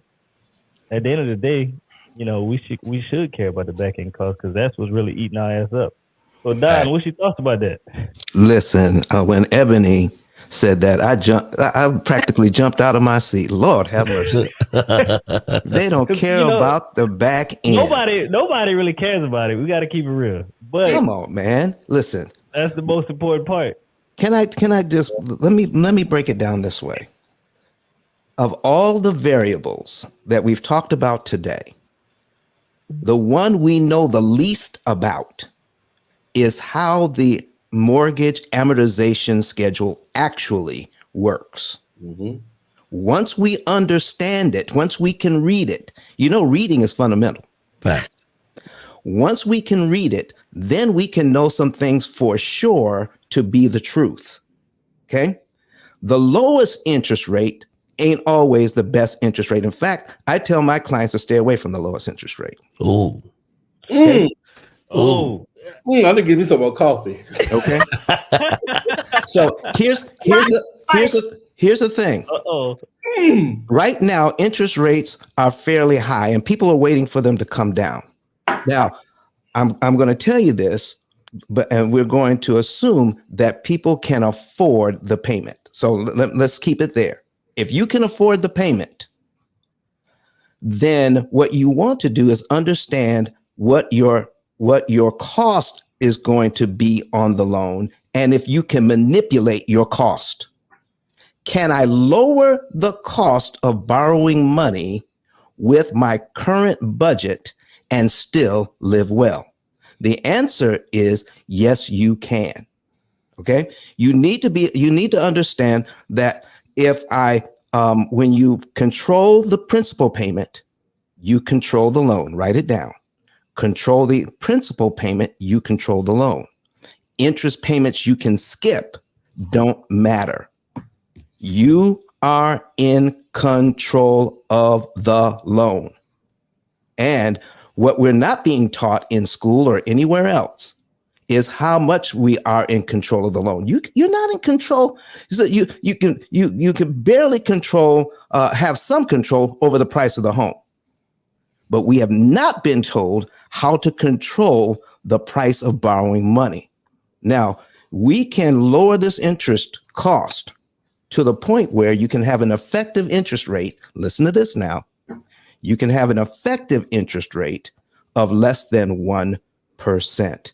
My if God. You know what to do with that loan. So now when somebody says, I'm afraid to buy the house now because of the interest rates, but if you can afford the payment, I'll show you how you can take that higher interest rate and you can be better off in the long run by getting the house now and not waiting for interest rates to come down.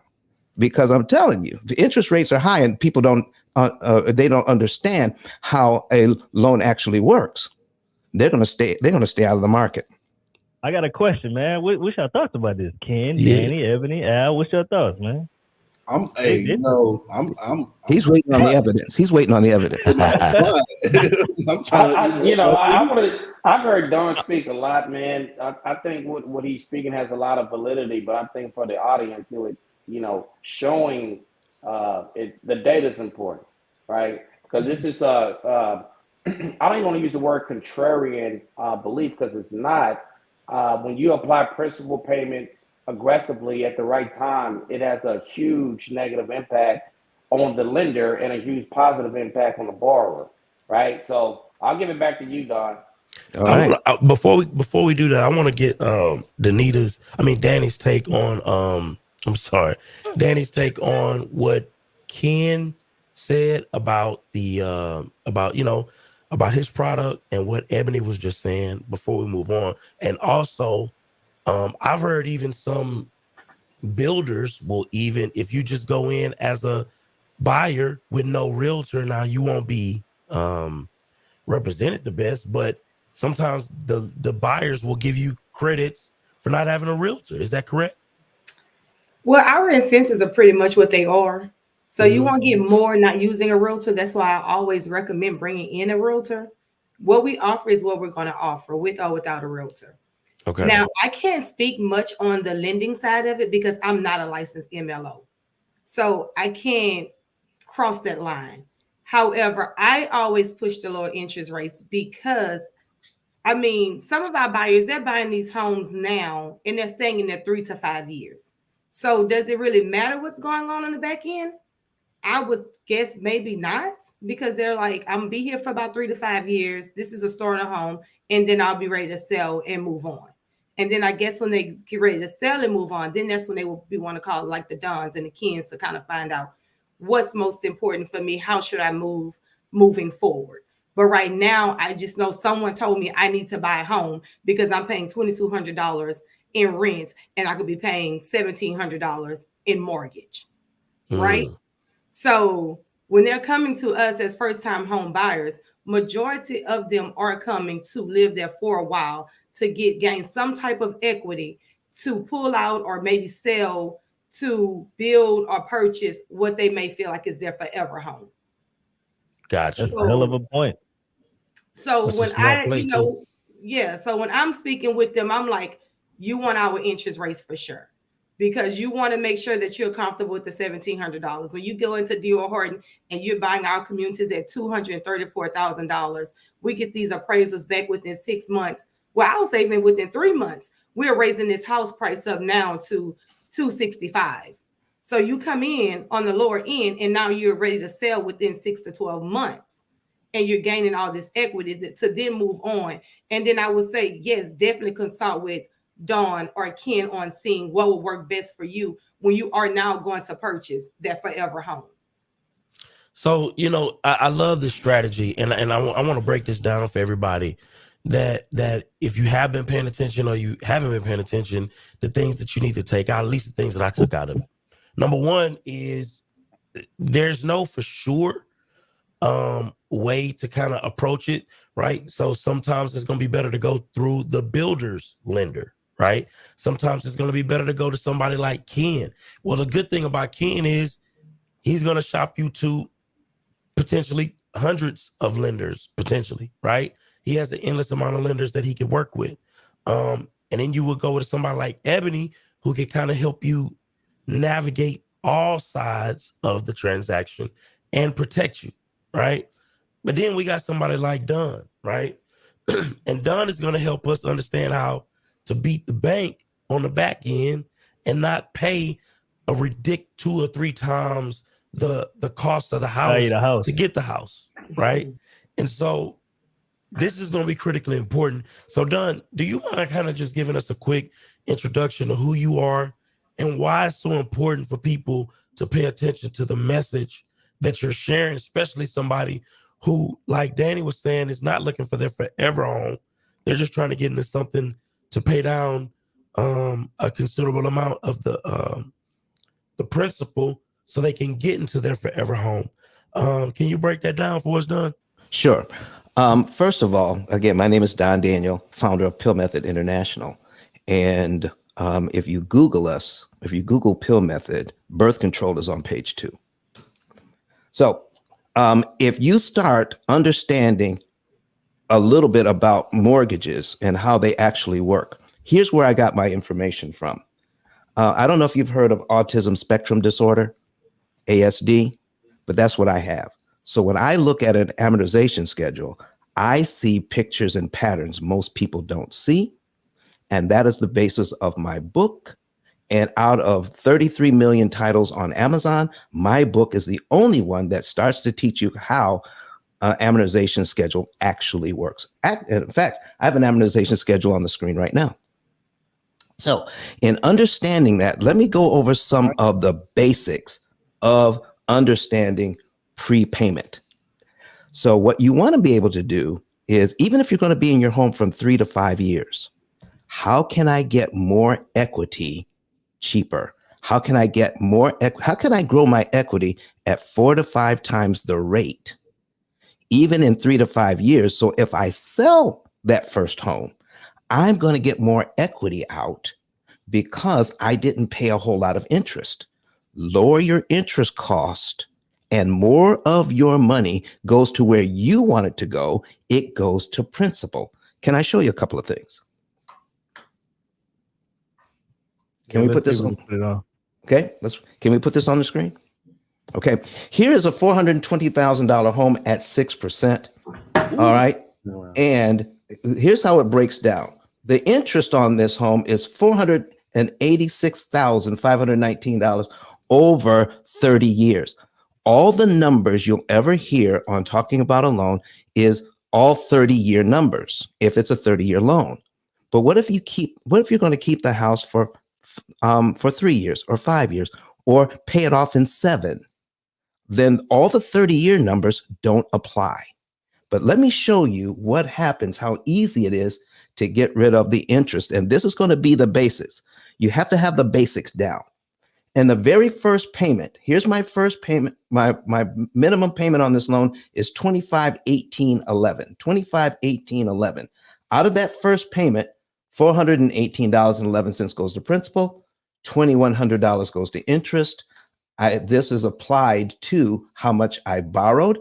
Now I owe $419,581.89.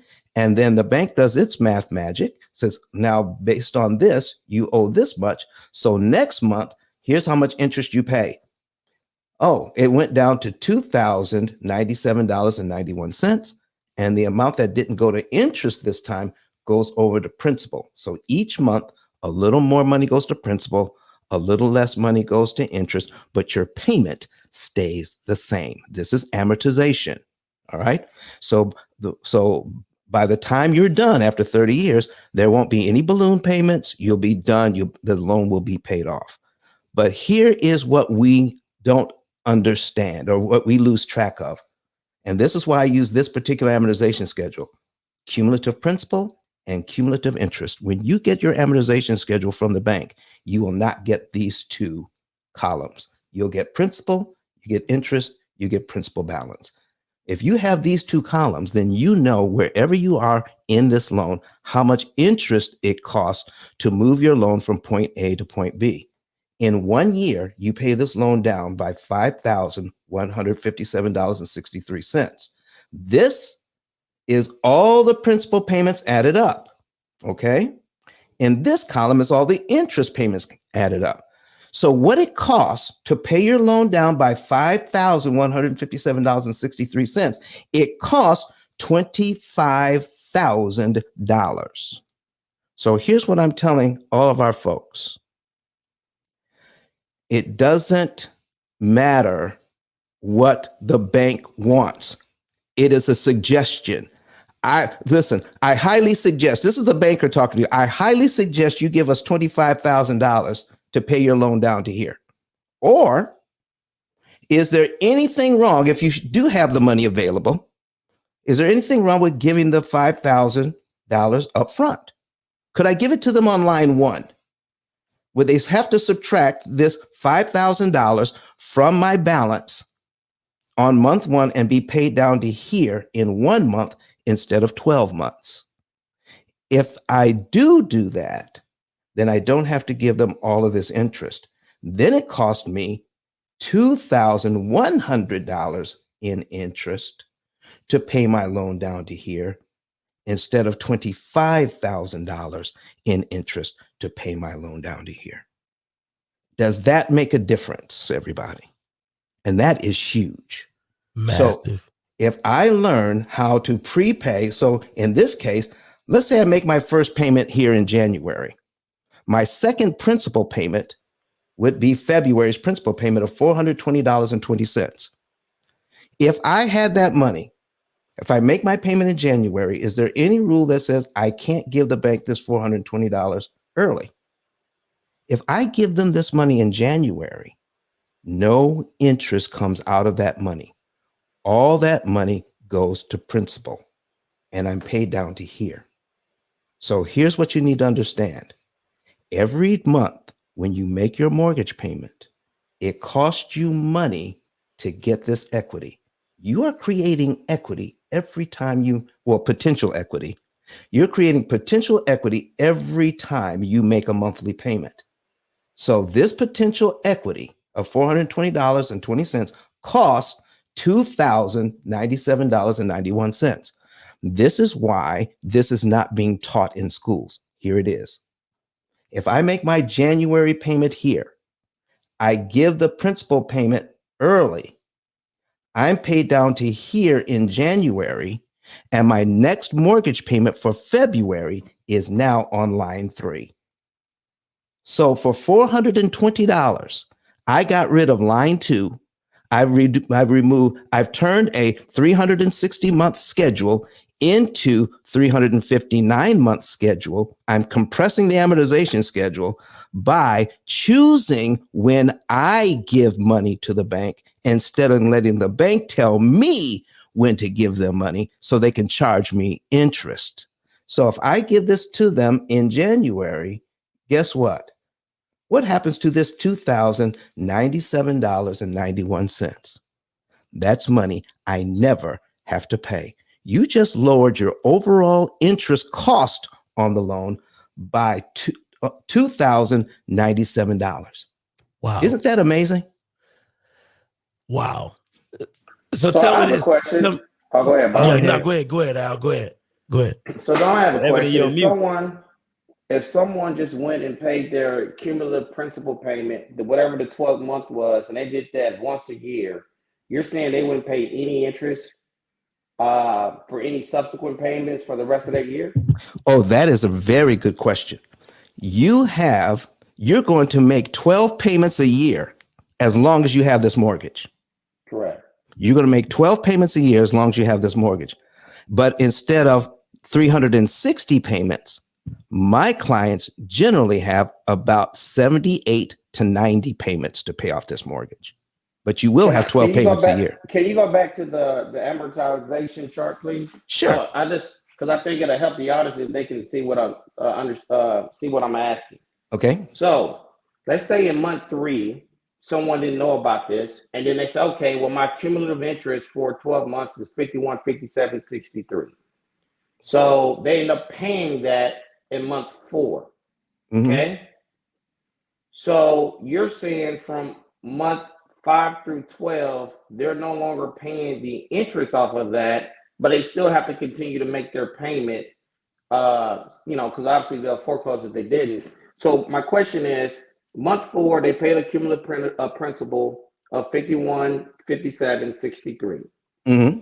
So any interest from month 5 through 12, they're not going to pay. But if they continue to pay their regular monthly payment, now they're paying down interest in, let's say, month 13 through 16. Let's look at it this way. It's easier to see it if you do this. Okay. I'm just painting a picture here. So I can pay every single month for 12 months and I have to give them these interest payments. But if I give them this up front, okay, now my next mortgage payment if I make my mortgage payment here in January, and then I give them all of this principal as well in January, I'm paid down to here in January. February's mortgage payment is now here. I'm on line 13 of my amortization schedule. This is my new number 2 payment instead of this one here. Does that make sense? Got it. Okay. Got it. That's my new number 2 payment. So this is how easy it is to skip payments and skip interest, because when you control the principal payment, you control the loan. Control the principal payment and you control the loan. This is why if I get a higher interest rate, and I can afford the payment, I like this, because if I take this same loan, duplicate this tab, and I go through all the trouble to get it down to 4%. Okay. Here's my new payment. I like the payment, but now look at my principal payment. Now, how much does it cost to get rid of one payment?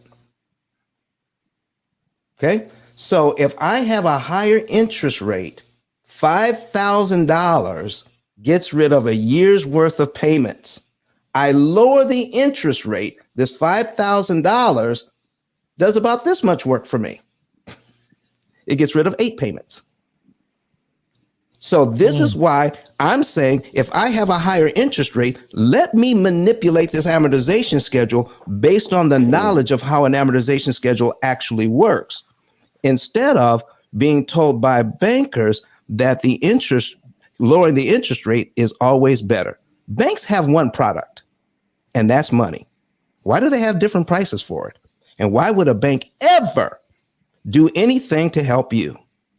The more money it seems like you're going to save, it should raise red flags. How do I save my own amount of money with what I can understand how an amortization schedule actually works? Can I talk about just a couple of things here? We were talking about eliminating PMI. Okay, so let me show you one thing. 20% is 20%, correct? Correct. 20% is 20%. Eliminate that faster. 20% is 20%.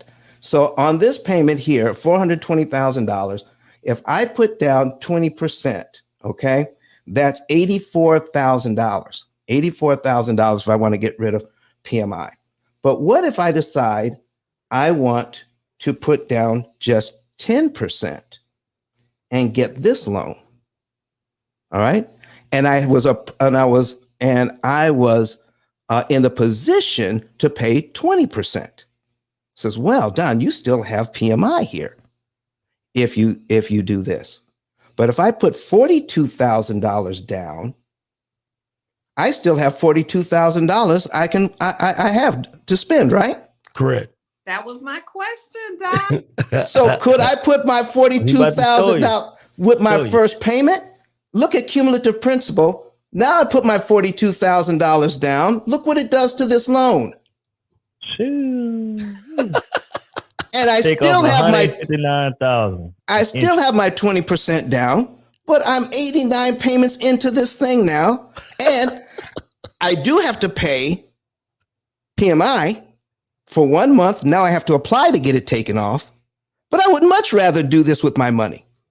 So wait a minute. This is powerful. I need everybody to understand this. So what you're saying is it's not even smart to put a bigger down payment. Oh, never. Don't ever put a huge down payment on a loan or a car. Never pay cash for a house or a car. Get the loan. And then what you do is that you borrow the money at a discount, and your cash should be making babies somewhere. That's right. Wow. What's your thoughts on this, Ebony? I want to hear y'all feedback. Yeah, Danny, what's your thoughts? Ken. That was my question. So I'm really big on helping my clients, right? And so I tell them all the time, save your money. Like, if you don't need to put down, like, they're big on, I need to put down 20%. Why?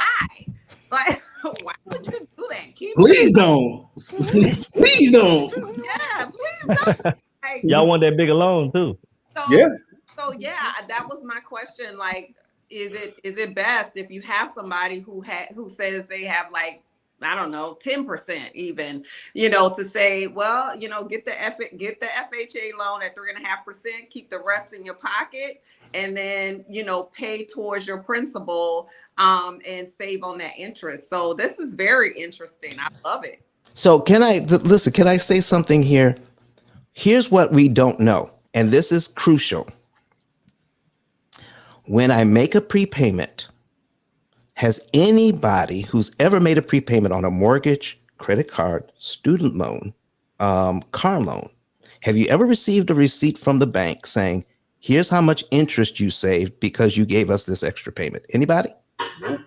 No, because they don't want you to know how little money it takes to kill a lot of interest. Your equity on this thing costs a lot of money. So here's why I tell people, when you hear the idea of marry the house but date the rate, okay? And I heard somebody say, I don't really recommend refinancing so for right away.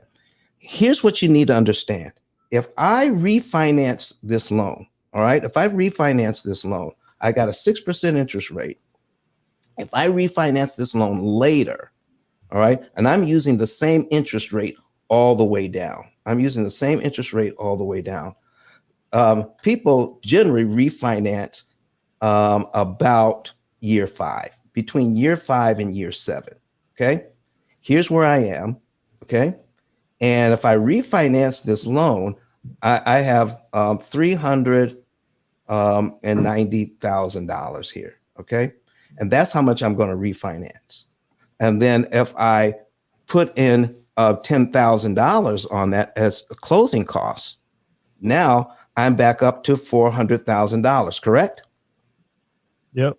So far, so good. Yeah. So let's Yes, take sir. this. Let's take this number. We're going to copy that. We're going to open this up and put this new number in as my new loan. Here's my new loan. And I'm going to add another $10,000 for closing costs. So now I'm up to $400,000. 82845. And let's say I can get, I can get a 5% interest rate now. All right. I get a new payment. And most people don't realize you're getting most of the time you're getting a new 30-year loan. So if you're in for 5 years and you get a new 30-year loan, isn't that a 35-year mortgage? Just to say that. Now, let's take a look at what it costs to pay off the first $10,000.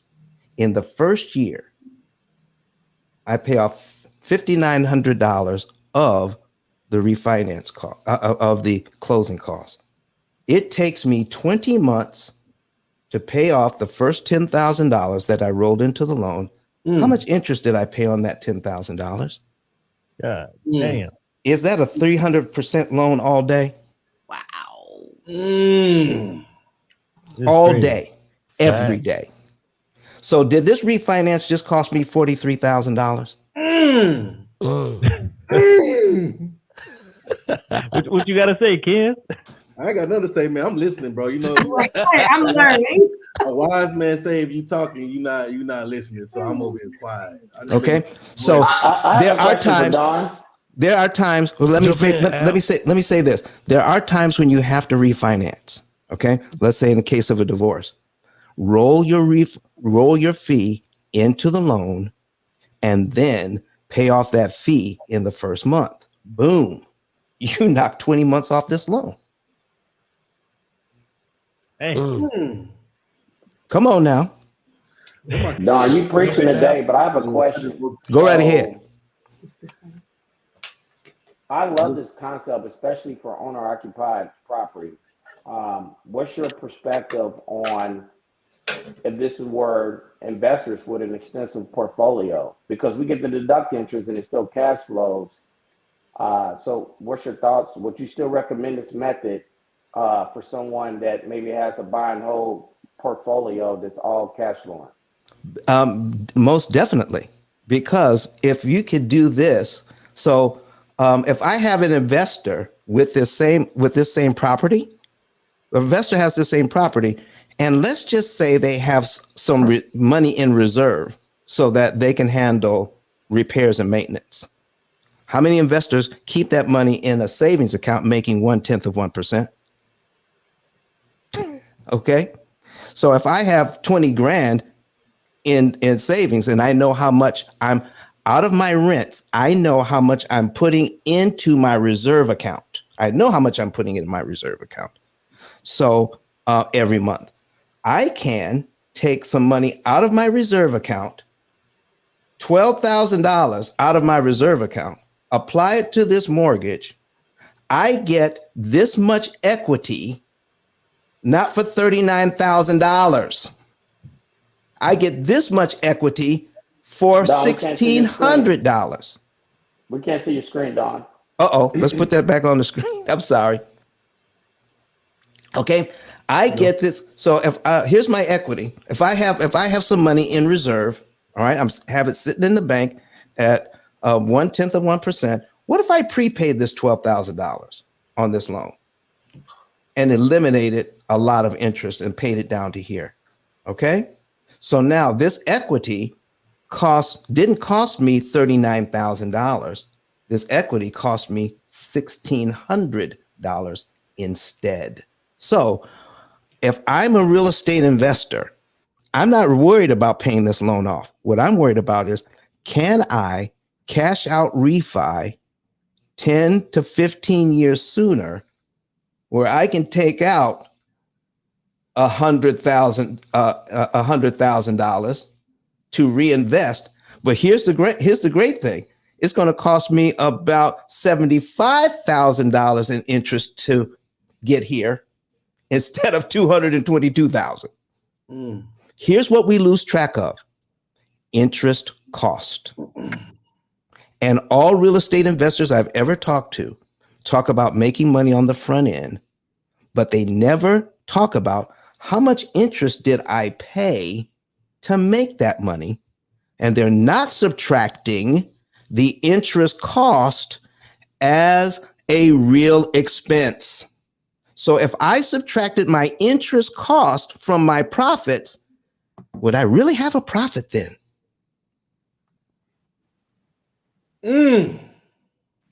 So now we have. I think that's dope. I think the only variable that's not being calculated, I don't think you can, is the opportunity cost of them saving 150K. How much interest did they save? Listen, yeah, if you can save 150K to do that. So actually, I'm actually going to do a show on that very thing. But that's my question, because if they have to spend X to save Y, right? Going back to my algebra days, right? We're still not calculating the opportunity cost if they put that additional principal payment into other investments. What's the difference? And I don't think you can do that. But that was just this is phenomenal. I think it's going to be at the choice of the investor, because I would give you pushback and say, well, instead of paying $75K to save $150 in interest, what if I invested that $75K in different projects and had a greater return? Which one's the better outcome, right? But this is, I love that question, dope, man. I love that question because in fact, we're going to do a show on this in the next couple of days. And here's what we would tell that investor. Once you have a percentage of your rents that you're bringing in that you want to reinvest, please do that. Don't stop investing. Don't stop investing. But you have some other money sitting on the sideline doing nothing. So what about a balanced approach where you can, because, we got some folks right now that are saying, don't pay off your mortgage. We're going to do a whole show on don't pay off your mortgage. Don't pay it off. I'm doing that next week. Okay. Don't pay off your mortgage, and then take all the monies you can and invest that money and then make that compound interest for years. But what if, now here's the other thing. If I do that, here's what I do. The real opportunity cost is a problem, because guess what else I can't invest? That $222,000 I gave to the bank in interest. Can't invest that either. So what if I have a certain percentage that I can invest, and then I learn how to save interest? Now here is the killer. I need to show you this. So if I put a calculator on the screen, all right, and I just do one thing, here's the ROI.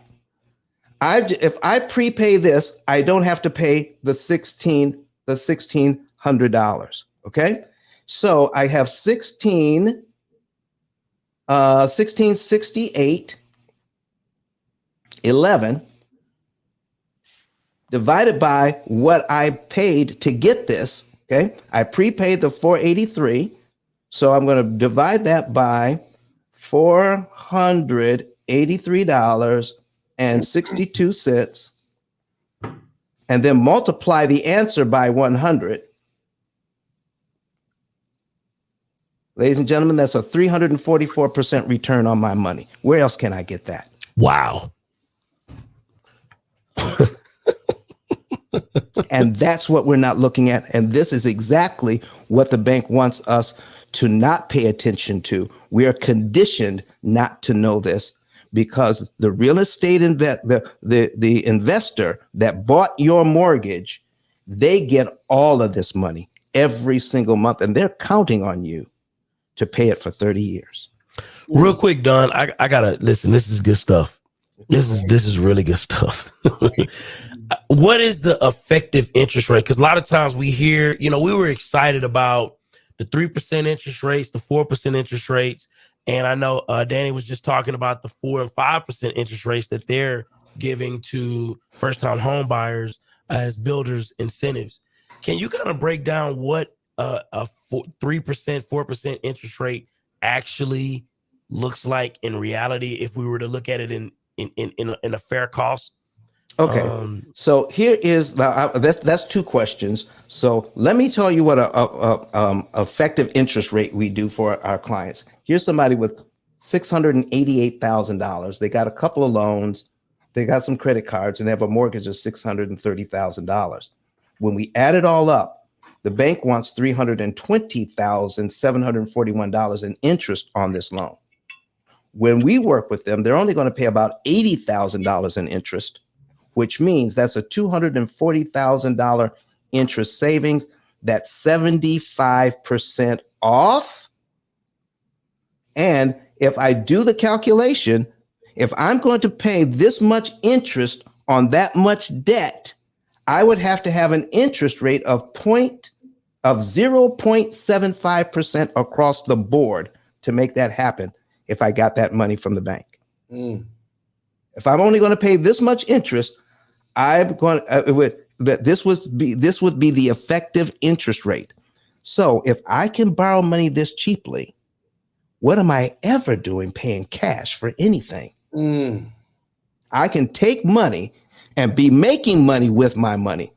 So the opportunity cost here that we're not computing, that real estate investors and residential home buyers are not computing, is what could I do with the money I did not give in interest over the next 20 years and turn it into $2,617,000. That's money I did not give to the bank. That's the real crime. That's the real opportunity cost. So tell me this, Don, what is the real, so let's say if I have a 5% interest rate with a bank right now on I'm a first-time home buyer. I got a 5% interest rate, 4% interest rate. I'm excited. Yeah. Because I'm thinking I'm really on my way. What is that effective interest rate? Can you educate us on that? Well, actually, it is the total interest. See, in correct me if I'm wrong, in 2015, this had to become prominent in your paperwork as a home buyer. Here's my 5% interest rate, okay? When I take a look at my interest cost over 30 years, $373,794, that really means total interest paid as a percentage of principal, 93%. Wow. Okay. And now that has to be prominent in your paperwork 3 days before you close. And it wasn't always so. So you mean to tell me, wait a minute, let me get this right. So what is this? This is a 5% interest rate. 5% interest rate is technically, I want everybody to listen to this. A 5% interest rate is technically a 93.25% interest rate. That's how much. That's how much. If you pay it the bank's way, you're going to pay back 93% of what you borrowed. So let me put it this way, so it'll be easy to understand. Okay, we're going to right there. We're going to look at this. Here is a $100,000 loan at 5%. Okay, this is how much interest they want on a $100,000 loan at 5%. $93,255 right there. See, that's a $100,000 loan at 5%. Now listen. Oh no, Don. That's 5%. What if it was 3%? Lord have mercy. What if we could get it right back down to there? 3%. Well, now they want $51,776. That's a 51% loan all day. Wow. All 3% loans for 30 years are 51% loans. Al, what's your thoughts, man? I know you're big on them numbers, man. You're a numbers guy. No, he's absolutely right. I need to get y'all in there, Danny. What's going on with your thought? I think that here's my thought on that. Don's absolutely correct. So a lot of things that he's preaching, I agree with. I think there's some things that I disagree with, but that's just from an investment philosophy. If you pay off all the interest as an investor, you don't have anything to deduct. So if you have nothing but pure cash flow, now you got tax ramifications, and depending on your tax bracket, that's a whole thing that needs to be calculated as well. So I think can I help you there? Approach. Can I help you there? Let me. Okay. One sec. So, but he's absolutely right. You look at card notes; they're the same way. You got to a 20% or 15% interest rate. You got bad credit on a card note, and they give you an 8-year term. If he ran Don, can you run the amortization real quick? If they had let's say I had bad credit and they let me get it with no down payment and gave me an 18% interest rate, and it's a $35,000 vehicle, but I'm paying 18% on an 84-month term. Share your screen, Don.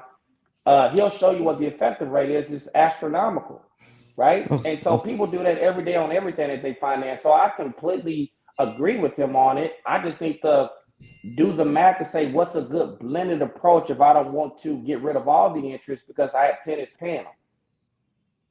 All right. Well, here's what you just asked me to put on here. $35,000 at 18%. Okay.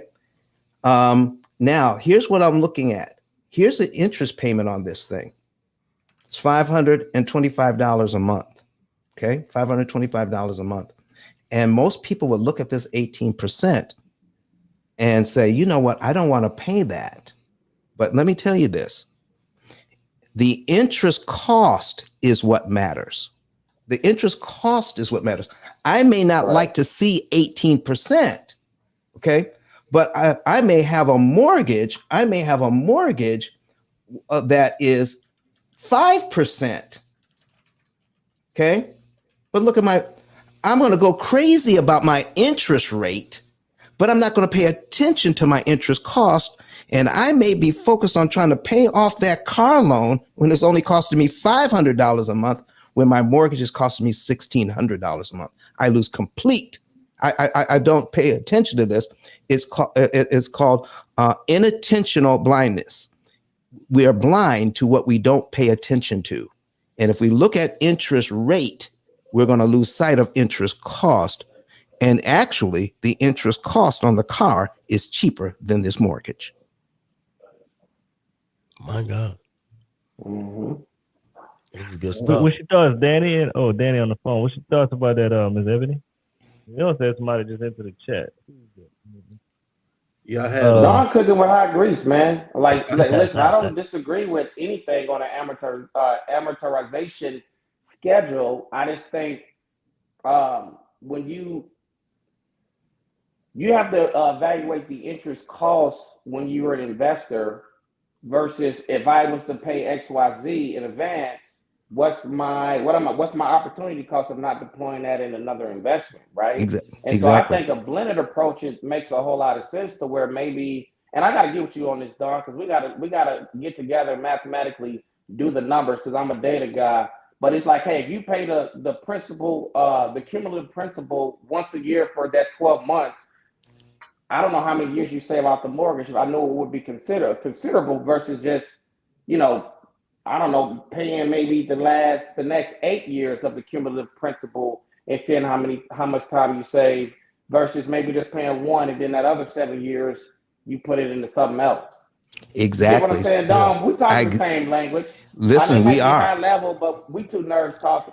Well, listen, you all told us to keep it, keep it real and keep it basic. I love it. Let me get Ebony in on this. I know she got to head out here in a little bit. Ebony, real quick, what's your thoughts on what you just heard, and also where people can reach you if they need to? Yes. So this is definitely an interesting concept. I think it's going to benefit a lot of buyers with understanding where to put your money. And in addition, I do have more questions. Man, I wish I could stay around. Hey, you can always come back now. Yeah. You got 3 live shows a week? Yeah, 2 live shows a week. We're on YouTube. Go to ice10k.com and contact us, and we'll give you all the free information you need to help your clients. Okay, all right, because I do have questions about not paying off the mortgage. When you say that, because in my mind, I'm like, you pay off the mortgage. I mean, from there, you're able to maybe sell or finance if you want. Make some interest yourself. Yep. Yeah, so I have questions, but. So I do have to run. This has been amazing. Great information. You can actually reach me at eRoyal Realtor on IG. You can also visit me at www.royalrealestatepro. That is my website. And you can also contact me via text message. My number is 713-545-7102. Love it. Appreciate you, Appreciate Ebony, you joining us this morning. Yeah, appreciate you. All right. You guys have a good rest of your show. Absolutely. Yes, Danny, ma'am. I got to get you in on this. Hey, so go ahead. Oh, and Ken, I got to get you in on it. But I want to hear Danny's perspective because, here's the thing. It goes back to what we were talking about before when Ken was saying, look, you're going to pay for this regardless, right? Whether you get that lower interest rate right now, you still some kind of way you're going to still pay for it. So, Danny, what's your take now that you know that higher interest rate can be brought down by just paying less up front and just paying that over time with just extra payments? What's your thoughts? I think it was very informative. I truly believe this is why when you are putting out their home buyer seminars and you're getting people to come in, this is why people need to show up for things, because I had no clue about any of this, right? So I've bought my home. I have investment properties. I've done these things, but I've never knew this. So this is like, I want to talk to Dawn even further, So my background is children with special needs, autistic kids. I've taught kids with autism for 11 years. And I always say that they are something special. I have always said that. So just hearing Don and him explain it to me in details, I'm like, okay. But at the end of the day, am I going to push them over to Ken? No. Dang. Keeping it real. Keeping it real. So it's like at the end of the day, you have to be willing to learn. And today it was more so of a learning experience for me than me being able to say than me being able to put out knowledge for them on what's so special about D.R. Horton and buying new construction, right? So I say buy new construction, but also get with Dawn on how to leverage their new construction home to do more. Absolutely. So I really don't have any comeback for it. The proof is in the data that was provided, So, I mean, I would like to talk with Dawn further, after this, to get some things from my personal self. But this is why home buyer seminars and lives and events and things of that sort is important, because we don't know everything, and I am truly ignorant to the MLO side. That's why I can't speak on that. I just know to get out there and sell. I'm a saleswoman. Like, I can sell. I can get a buyer out there, new construction, and I can get them they could be with Ken, and I can get them over to DHI like this. You know what I'm saying? Maybe. Absolutely. So right. I'm just saying, like, if they're out there, I can get them to apply with their application at that moment. Now, will they go back home and then get back on the phone with Ken and say, well, this is what I did. I'm sorry I applied. And then Ken then goes in and be like, nah, come on back over to the home. But so just knowing more about it, I feel like that I would, for a lot of my younger parents, single mothers, I think that I would be more willing to explain the approach that Dawn was giving us this morning. So thank you for that information. That was some great knowledge. Ken.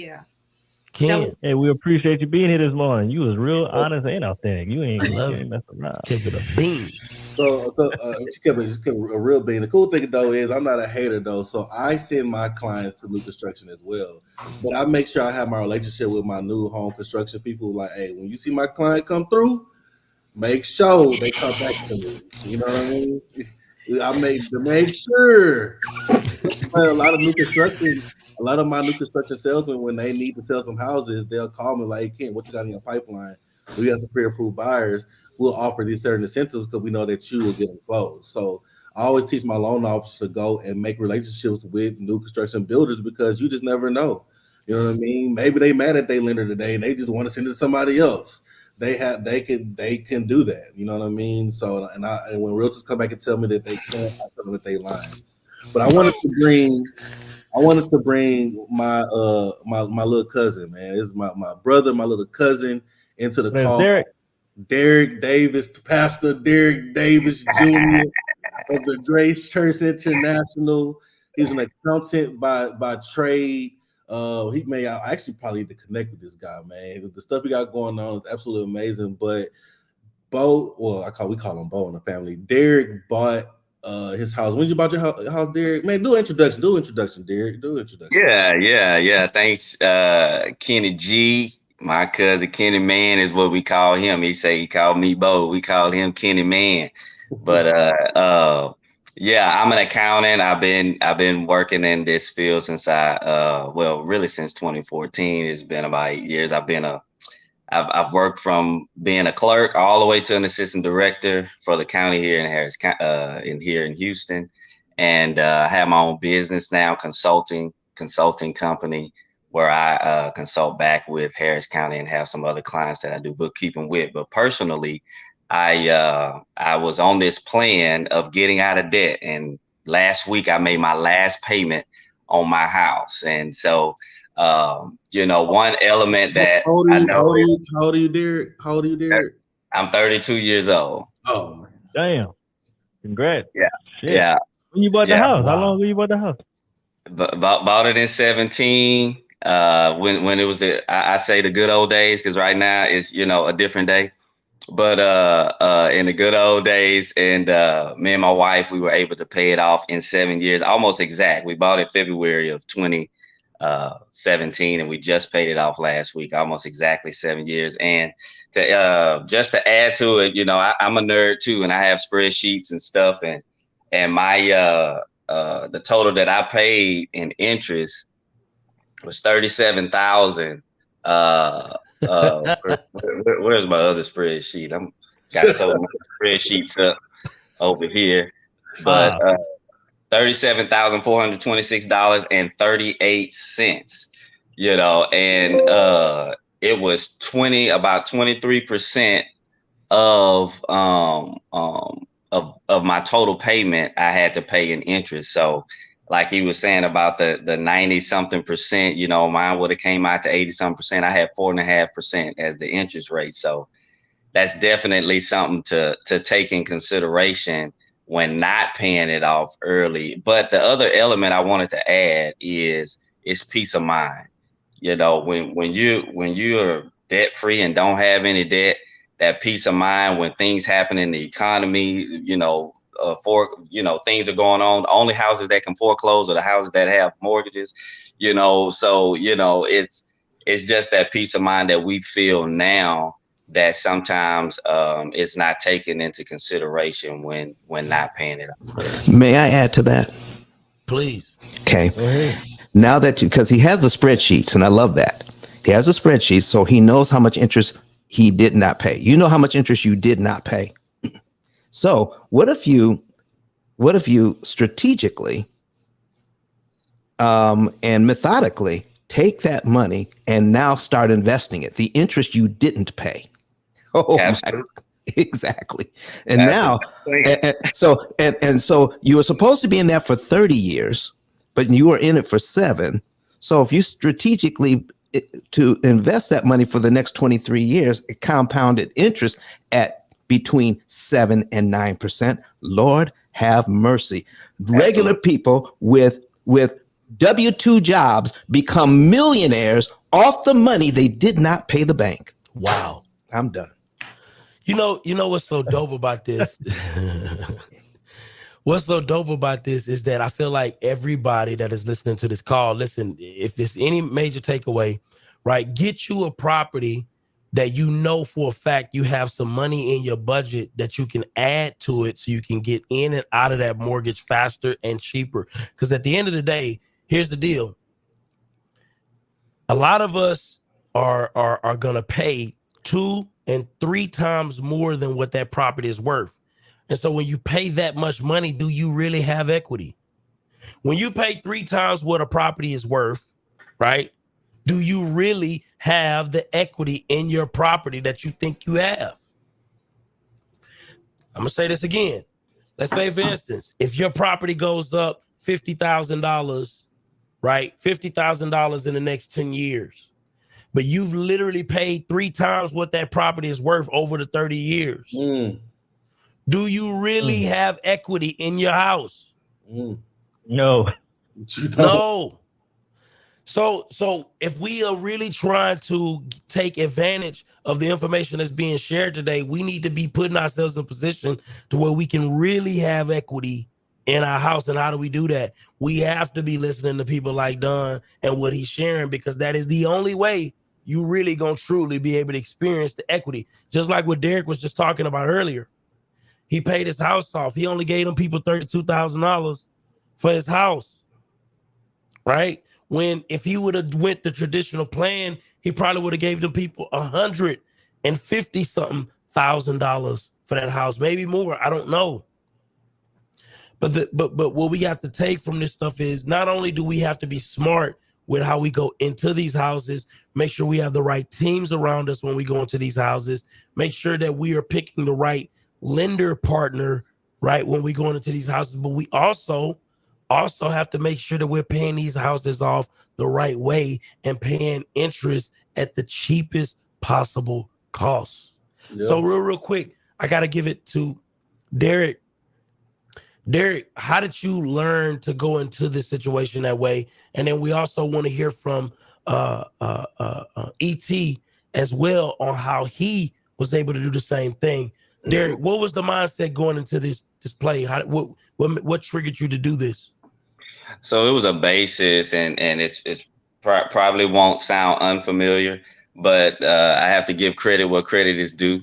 And so my wife, introduced me to this young man named Dave Ramsey, and we got on board and went through the debt-free process. But it was really foundational upon 2 scriptures. One in Proverbs 22:7 that says, "The rich rule over the poor, and the borrower is slave to the lender."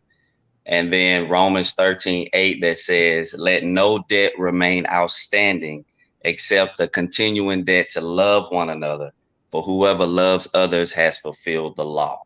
So just by those principles, we just saw it and said, hey, it's truth.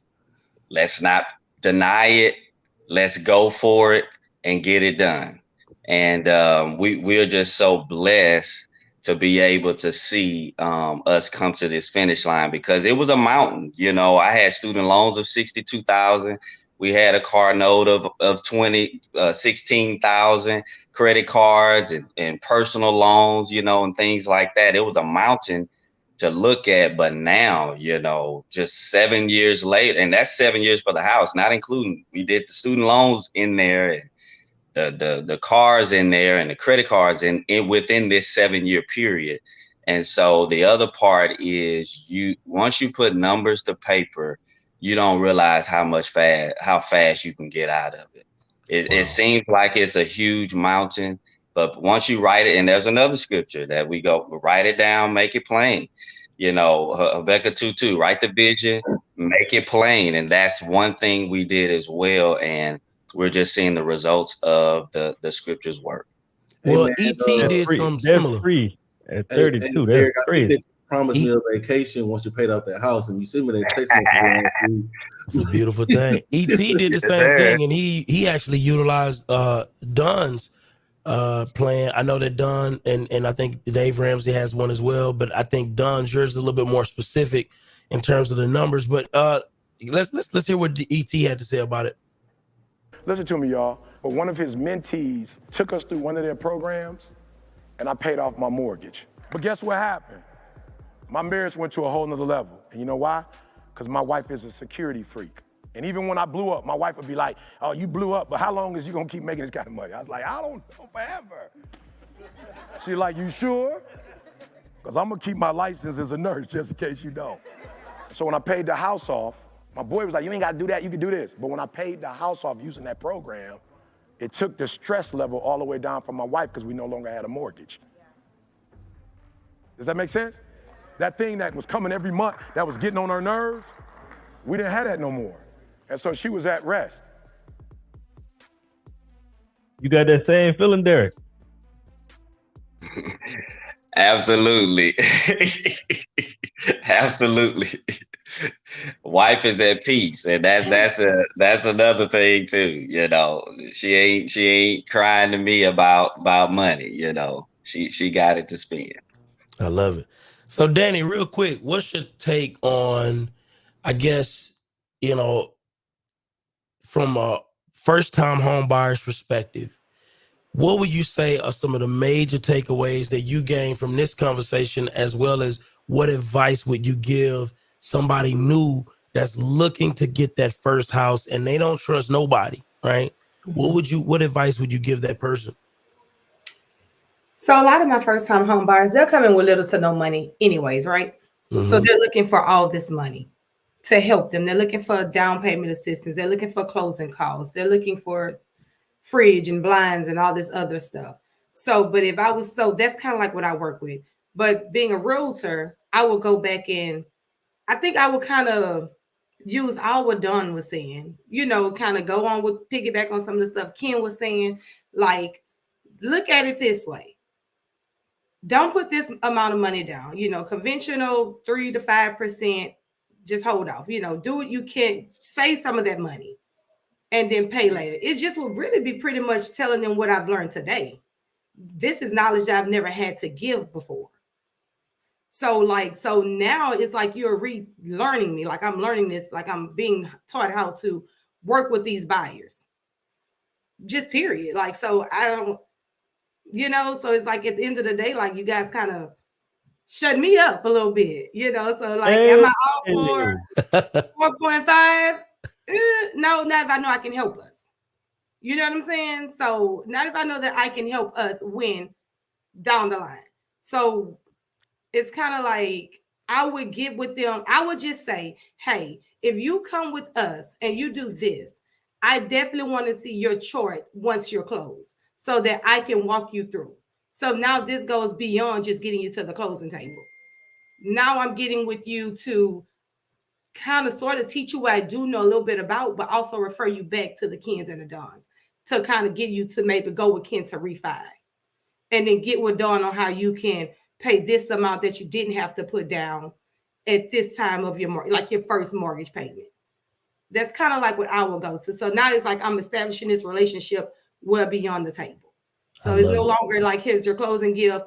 Thank you for choosing us. I love it. Ken. You know, so I love it. Thank you for Ken. Yeah. Say it again. What's your thoughts, man? What's your feedback? Man, let me tell you, Don shut it down. You know, I mean, I learned so much today from him. You know, my side of it just helping people get into the homes. You know, the education piece. I love to educate my borrowers, and I'm going to actually start. I Googled it, and Mercantile is on page 2. But I'm going to start using the PIL method and educate my borrowers on how to pay off their mortgages. Right. I was excited to see that my little cousin paid off his mortgage in 7 years. He said he was going to do it.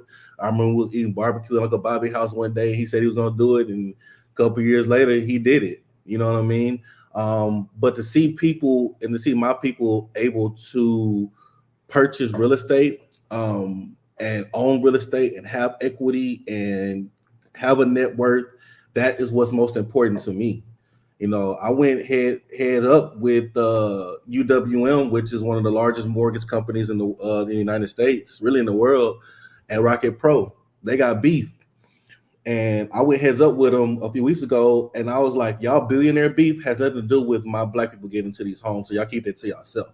I said that, and I said, I hope this phone call is monitored so you guys can hear this too.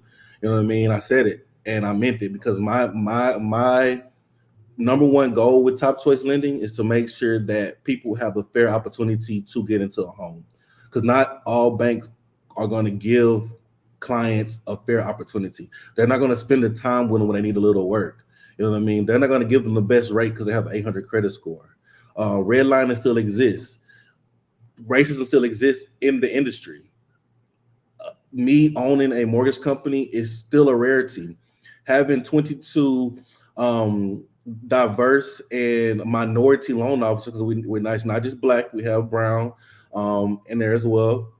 We have Indian. My company is full of minorities, right? And to see that and have 22 of us go in and face this world every day to help people buy homes is our most important thing and our number one goal. And to see my little cousin, who literally we got our butts whooped together when we was younger. He was a ringleader, but now he's a pastor. I'm just gonna say that. To see him own real estate and buy real estate, to see him have his spreadsheet, to see him understand how real estate works and how to use his money, it excites me because we aren't taught this when we were younger. Our parents didn't know to teach us this stuff. And so if I can put and do my 1% and put out any type of education in the world, how to buy properties, how to properly educate you on what you're getting. It's okay to get those incentives. It's okay to get those down payment assistance programs. As long as you're educated on what you're getting, that's all that matters to me. And that's my take on it. Real quick, Ken, where can people find you if they are looking to, further connect with you, or if they want to even get a loan? Hey, man, let's talk about it. Love that loan stuff. My IG is right here on the screen. It's Ken.Gilliard. You can find me on IG at Ken.Gilliard or at Top Choice Lending. You also have topchoicelending.net or .com, either one of those. My phone number at 832-525-0186. But it's probably best to hit me in the DM because my phone rings all day between my loan officers and the clients. I still produce to this day. People may see me in my 2 new venues I have, but I still produce loans every single day.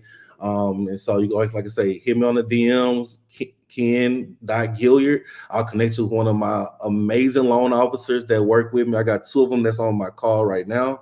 I'm not sure if any of them are on this right now, but we really go through and I educate my loan officers to be an education to everybody else. I want to make sure that my people understand real estate and how real estate made me allowed me the lifestyle I live today, how I'm able to go and purchase real estate every single day, how I'm able to walk in these houses, flip these houses, own commercial properties, own all this stuff, to make my life, my family's life, and everybody's life possible is made through real estate. And I want to explain the importance of how real estate is and why I fight so hard and why I take the type of clientele I take and why I go so hard and why I'm up early in the morning, why we go to bed late, and why I'm developing everybody on my team. I hold them accountable to have the same type of mindset. And you can't be on my team if you're over here just for the money. You got to be here for the passion. And the thing is to get people into real estate. I love it. And shout out to Refined and Resilient Solutions for the super chat. We really appreciate those. We really appreciate those. Before Don go, man, I got a question for Derek, man. Since you done paid off everything, what's the next steps, man? What you plan on doing? The next step is just as Don said, be a millionaire. That's our goal, is to invest that extra that we hadn't had to pay to the bank. We can invest that into ourselves, So I love it. Hey, the primary right now is my wife said, can we do a vacation, please? Let's do it. Yep. So y'all been sacrificing the last 5 years. I'm including myself in that vacation, all right? Right. But it's truly a blessing. I love it. Appreciate it. So Don, man, more people trying to pay off some houses. How can they reach you? Listen, man, you want to go to ICE10K.com. That's ICE, the number 10, the letter K.com, and request a free savings and earnings report. You see, we have a cloud-based AI computing platform that does all of the math and tells you exactly how much money to move, what month to move it in, what day to move it on, and which loan to attack. And each time we do that, we're going to calculate your interest savings, not just your interest savings, but your optimized interest savings per dollar. We're going to make your money work harder with the math. It's not magic. It's just math. And so when you have a program that does all of that work for you and tells you exactly what to do and when, that's what we're going to do. It's not just paying off the house fast. We want to pay off the debt cheap because I'm cheap. I love it. Danny, what can they reach you? IG Danny Peck 23, Facebook just Danny Peck. And that's you if you're sell trying to any get that DR new Harden house? construction. Oh, it's only in Louisiana. Only in Louisiana. Hey man, they got a lot of Houston people in here. You know, the price is high now. Yeah, only in Louisiana. I love it. Well, appreciate you, it. Miss Danny. Thanks for having me. This is great. Man, it was a great episode, man. The thing about it is you got to take the information given and put it to use. A lot of people just sit here and get information, but they never use it. You know, it's pointless if you don't actually use the information.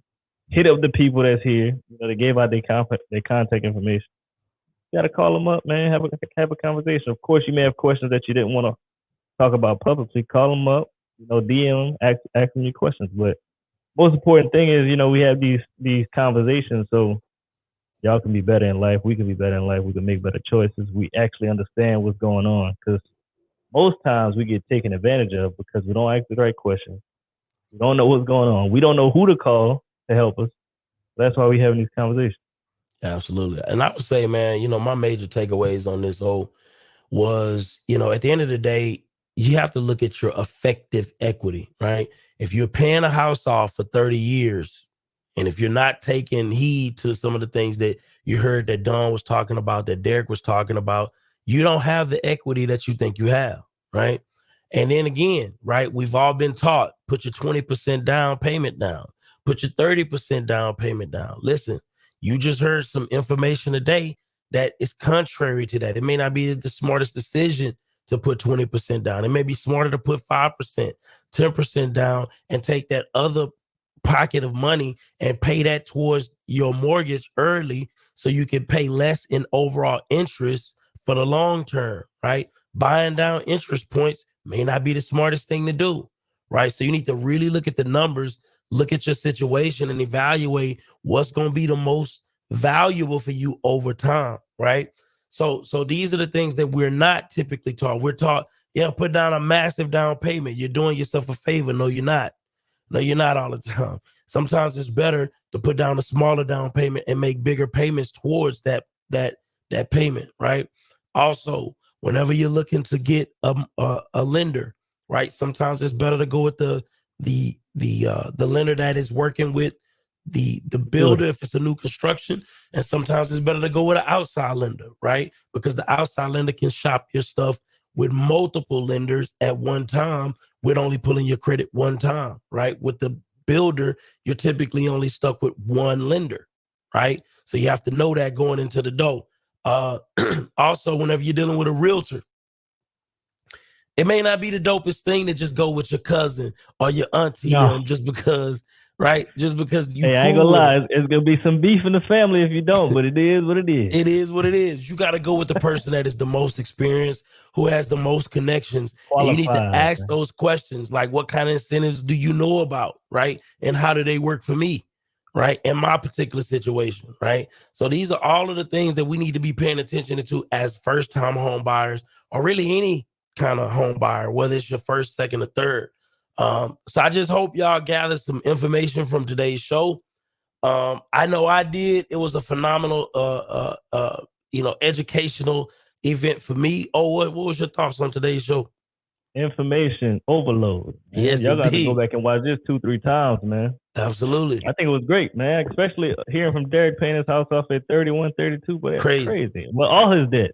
All his debt. Because I'm 30. Shit, I got plenty of debt. I need to figure out how to connect. You know what I'm saying? So I think it was a great show, man. But I think it was very impactful. Because a lot of people have home buyer situations, but I don't think it ever go this deep. They don't have a dime on their side. You know what I'm saying? The stuff Don was talking about was like next level, and that can help us for home, like the homes that we own personally and the homes in our business. Facts. Because me personally, I want to have a lot of my portfolio paid off by the time I'm 40. So stuff Don teaching is gonna get me there where I need to be. And I want to add something too, y'all. Also, it's never too late to start, but just know that if you start making those payments that Don was talking about early in your mortgage, you save the most money. Okay. Yeah. So when you start making those extra payments early, you save the most amount of money because that is when the banks take the most amount of interest. So I need everybody to understand that clearly. So you want to get started on this stuff early, not later. So yes, sir. The interest is front loaded. But man, we had a good show. Make sure y'all like the video because we ain't call y'all out today. Make sure y'all like it before we get out of here. Yeah. Like, share with somebody, and make sure if you want to join the family, hit the link next to the subscribe button. Join. It got 3 levels: Trailblazer, Visionary, Legacy. Make sure you join the family, man. Appreciate who is that? Refine and Resilient Solutions for the super chat. We appreciate y'all, man. Y'all have a good day. Enjoy your weekend. We'll see y'all Tuesday, 6:30 a.m. Central Standard Time. Peace. What's up, y'all? So most people struggle with sales. A lot of us in real estate, and we struggle with our sales. We struggle with follow-up, we struggle with leads, and we just basically missing out on deals. For me, I just got on Taskify CRM. They send messages out for you. And look, a lot of us have work. When you get off of work, you have hot leads ready for you. Make sure you check out Taskify CRM. I'm telling you, it automatically replies for you. And look, it sends you multiple messages. Like we're talking about drip campaigns, so you're not missing out on the lead follow-up. So make sure you check out Taskify CRM. Use coupon code No Stingy Energy to get 10% off. I'm about to show y'all inside my CRM so I can see how it really works. Make sure y'all check it out. Peace.